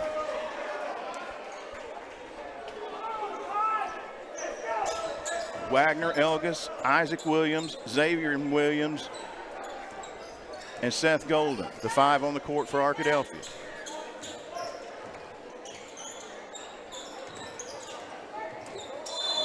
Cutting toward the basket was good defense on the back. Sorry, Blake. It's good defense on the backside by Wagner. Had the baseline cutter, and he just got in the way enough. Wasn't in position where he could make the steal, but got in the way enough to, distract the vision of the baseline cutter, and that ball goes out of bounds over to Arkadelphia. Cut off the path of least resistance. Smart, heady play there by Wagner. Arkadelphia now with a chance to add to its 1-point lead here. 4.5 to go. Out top. Rodreus Young will be charged with the foul. That's 3 on Young.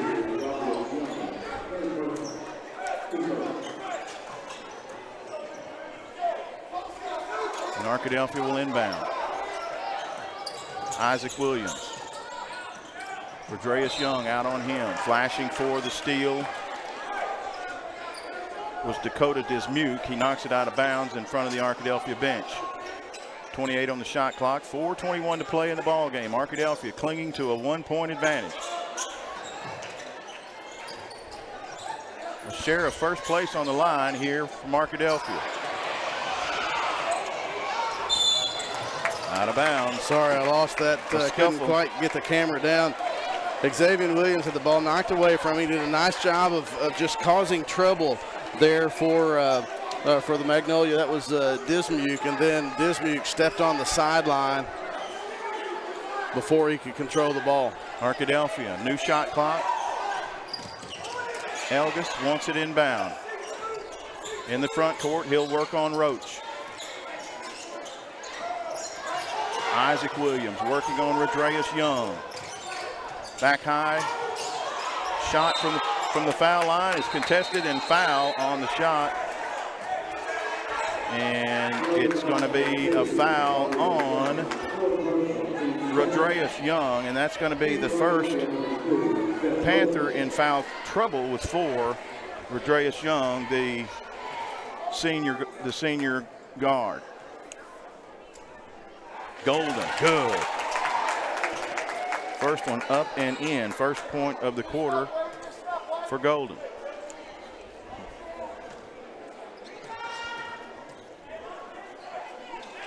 Arkadelphia, second free throw good. Arkadelphia by 3. Under 4 to go. 49-46.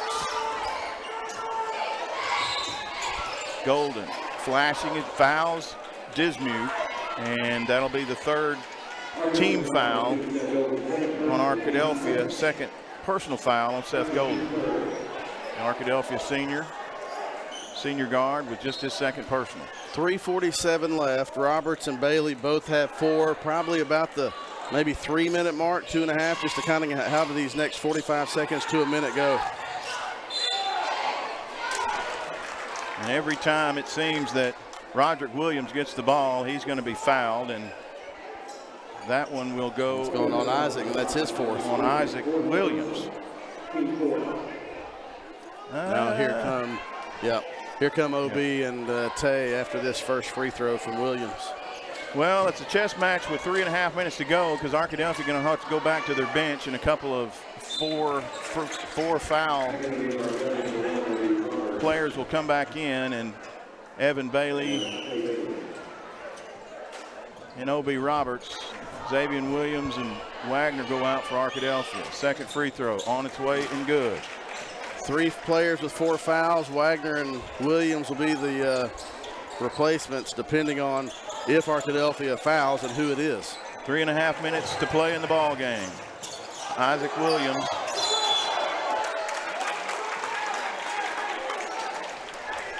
Boy, a lot of hand fighting in there. No call. Williams goes down on his seat, and he's called for the travel. Coming back the other way, Magnolia with a chance to take the lead. 3:22 to go. Bailey back in with 4. Roberts back in with 4. Bailey can't do a lot of contesting there, but gives up to Roderick Williams. Back to the lead goes Magnolia, 50-49. 3 minutes on the knot. Elgis driving, spinning. Golden, no good. Tough rebound, and he's going to have a lot of contact. He'll go down. Roderick Williams all over Tay Bailey. Bailey goes down. Bailey says, that's all right, we got time. And Roderick Williams seems to be the man that's going to be stuck on 3 fouls here for the rest of the night, no matter what.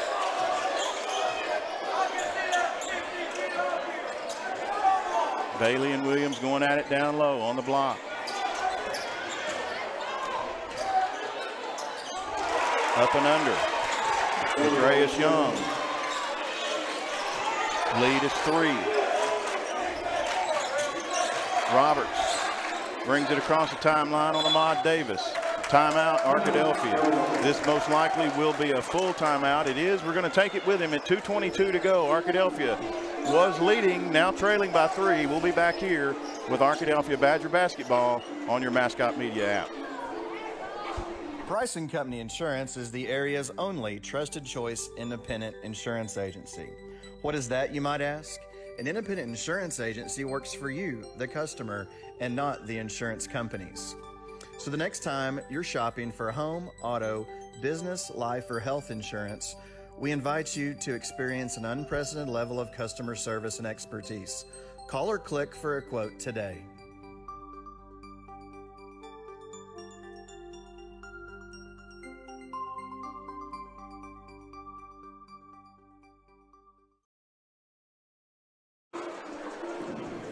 Back for the final 2 minutes and 22 seconds. It's a 3-point Magnolia lead. Arkadelphia held the lead for most of the fourth quarter. They've led by as much as 6, and now they trail by 3 with 2:22 to go. Foul trouble up and down for Arkadelphia. Roberts with 4. Isaac Williams with 4. Evan Bailey with 4. Only Rodreus Young with 4 for Magnolia. Driving, OB, no good. Put back. There's a foul finally on. Boy, he didn't want to call it, but he did. And I think Coach G and the Badgers might have just benefited from the previous no call. Bailey to the line. His adversary now with 4 fouls, and that's been a tough night. Roderick Williams Jr. and Evan Bailey going after it on the block all night long, and Bailey misses a pair. 2:10 to go. 3-point lead for Magnolia. If they get out of here with a win, they know they've played a basketball game. Arkadelphia, after getting beat by 31 in Magnolia, has made this a whale of a ball game either way you look at it. A lot of heart from Arkadelphia. 6 on the shot clock. To his right is Roach. And he's fouled and gets the basket. My. And that's 5 on Isaac Williams. My. Well, sometimes you feel like a nut, sometimes you don't. That's an explanation. I don't know if it's the right one, but it's an explanation to Coach Garner over there. And Wagner going to come back in. He'll replace Isaac Williams. 1:40 to go. It's now a 5-point advantage, and a chance for a 3-point play is Amari Roach.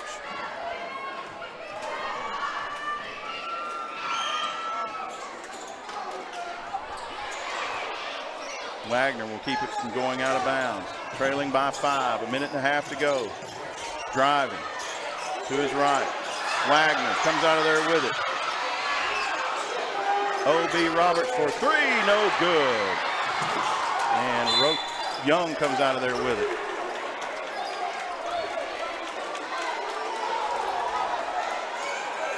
And Arkadelphia fans giving their displeasure to some of the calls down the stretch, but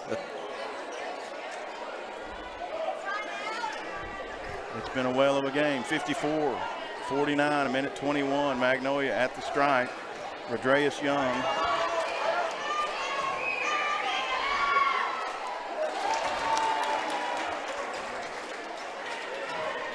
Young puts Magnolia up by 6. 2-possession game, 1:21 to go. Arkadelphia has managed to keep everyone on the court except for Isaac Williams.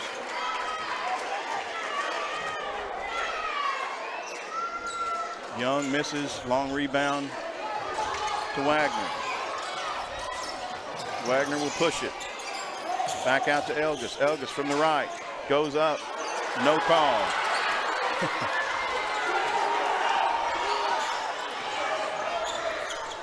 Minute to play. Magnolia ball. Playing a little high court keep away here now. Arkadelphia will have to foul at some point. Not a lot of players on the court that can. Right. Wagner, one of them. We'll see if he goes. Ball picked up out there, and he's fouled. That time, timeout. They're going to get a timeout. Yeah. With 46.8 seconds to go, still a 2-possession game.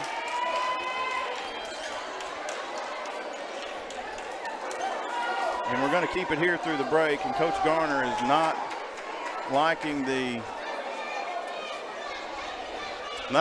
outcome of this down the stretch. Is just a lot of questionable calls. Anytime you're rooting for a team, you're going to want to see it out of your lens and not someone else's. But we've got some spillover from the Goza dance tonight. We've got some nice formal dresses in the crowd tonight. You know, irregardless, this has been a whale of an effort by Arkadelphia, and it's certainly not over yet with plenty of time and just a 2-possession game. And if I know Coach Garner and I know this batch of Badger players, this is not a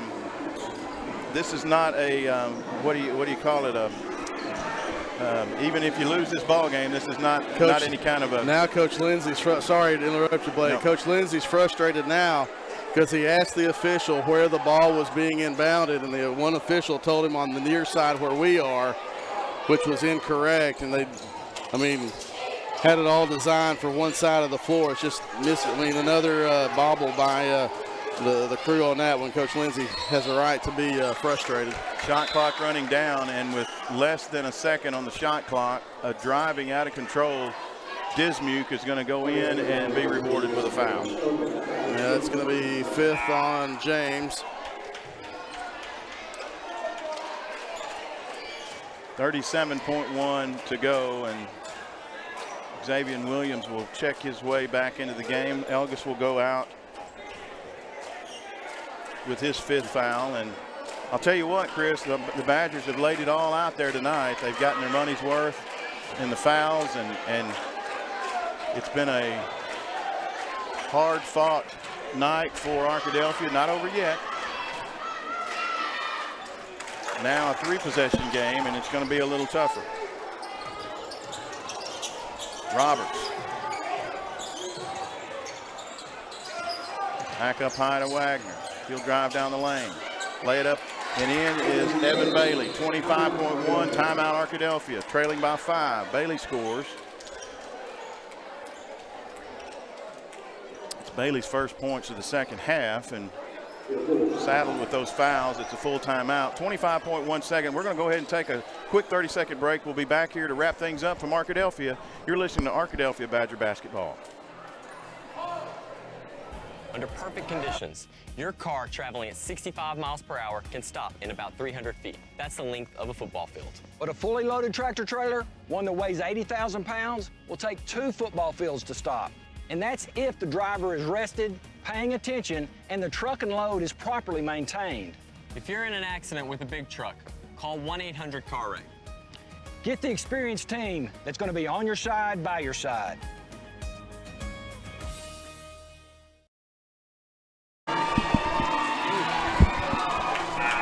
.1 seconds to go. Arkadelphia trails by 5 points. Magnolia will have the ball coming out of the timeout. Arkadelphia with 1 timeout left. Magnolia has 3. Bailey on the court with 4 fouls. O.B. Roberts on the court with 4 fouls. Seth Golden not in foul trouble. Xavier Williams not in foul trouble. And Wagner not in foul trouble. They'll replace Isaac Williams, who fouled out, and James Elvis, who fouled out.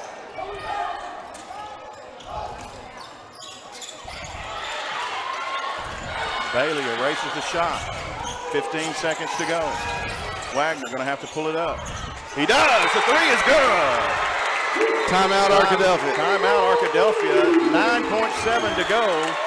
And Braden Wagner for 3 with his first points of the ball game, and it's a 3 with 9.7 to go. And Arkadelphia has used its last timeout. And any fouls right now would put Magnolia on the line to shoot 2 shots. Even a foul away from the basket would be a 2-shot foul. It's a 1-possession game. Arkadelphia can give up 1 free throw, but not 2. And they have life, Blake. It went from 12 seconds ago to kind of running the clock out. And that's, you know, you see so many times coaches get frustrated. All Magnolia had to do was run some more clock off. They have the baseline runner. They, instead of running it out and forcing Arkadelphia to foul, they put the baseline runner. Tay gets a block. Wagner with it, transition 3, and all of a sudden it's a 2-point game. Arkadelphia going to put the full court pressure on the inbound pass, and Xavier Williams is going to be on the ball at the baseline on the much smaller Dakota Dismute.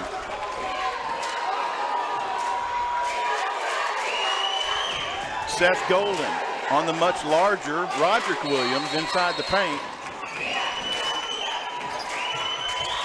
And the ball is in, and they're going to get the big man, Roderick Williams Jr. Jr. has been a very good foul shooter so far tonight. They put him on the foul line with 8.5 to go, trailing by 2. Arkadelphia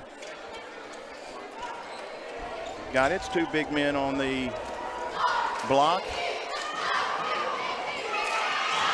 and Evan Bailey and Xavier Williams.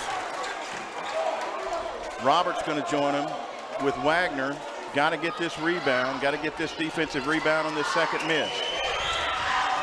And it's a make, and so it's a 2-possession game again, 58-54. Time running out. Golden has to score quickly.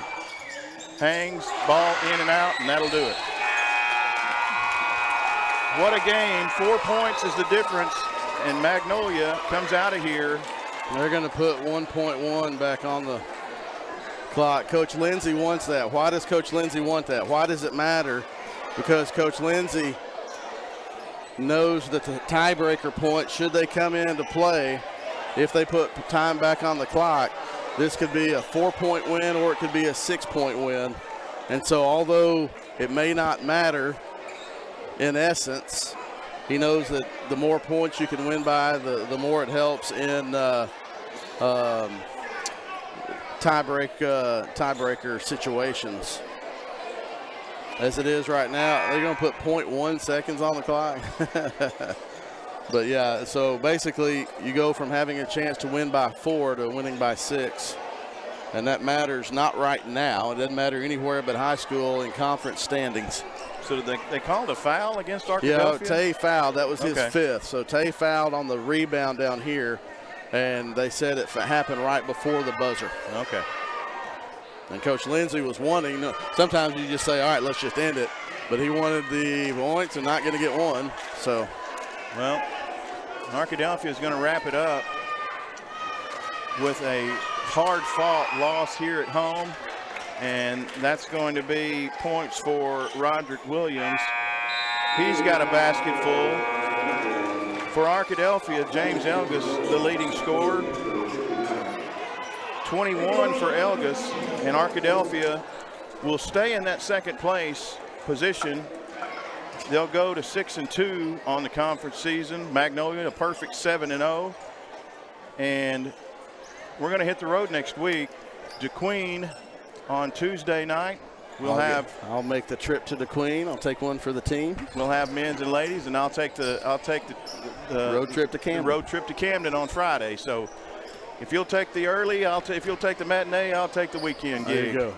For Chris Babb, Kate Perrin, I'm Blake Bell. Thank you for joining us. It's been a great night to be a Badger. Arkadelphia ladies out on top by double digits. The men fall to the first place Magnolia Panthers by 4. You've been listening to Arkadelphia Badger Basketball on your Mascot Media app and ArkadelphiaBadgerTV.com.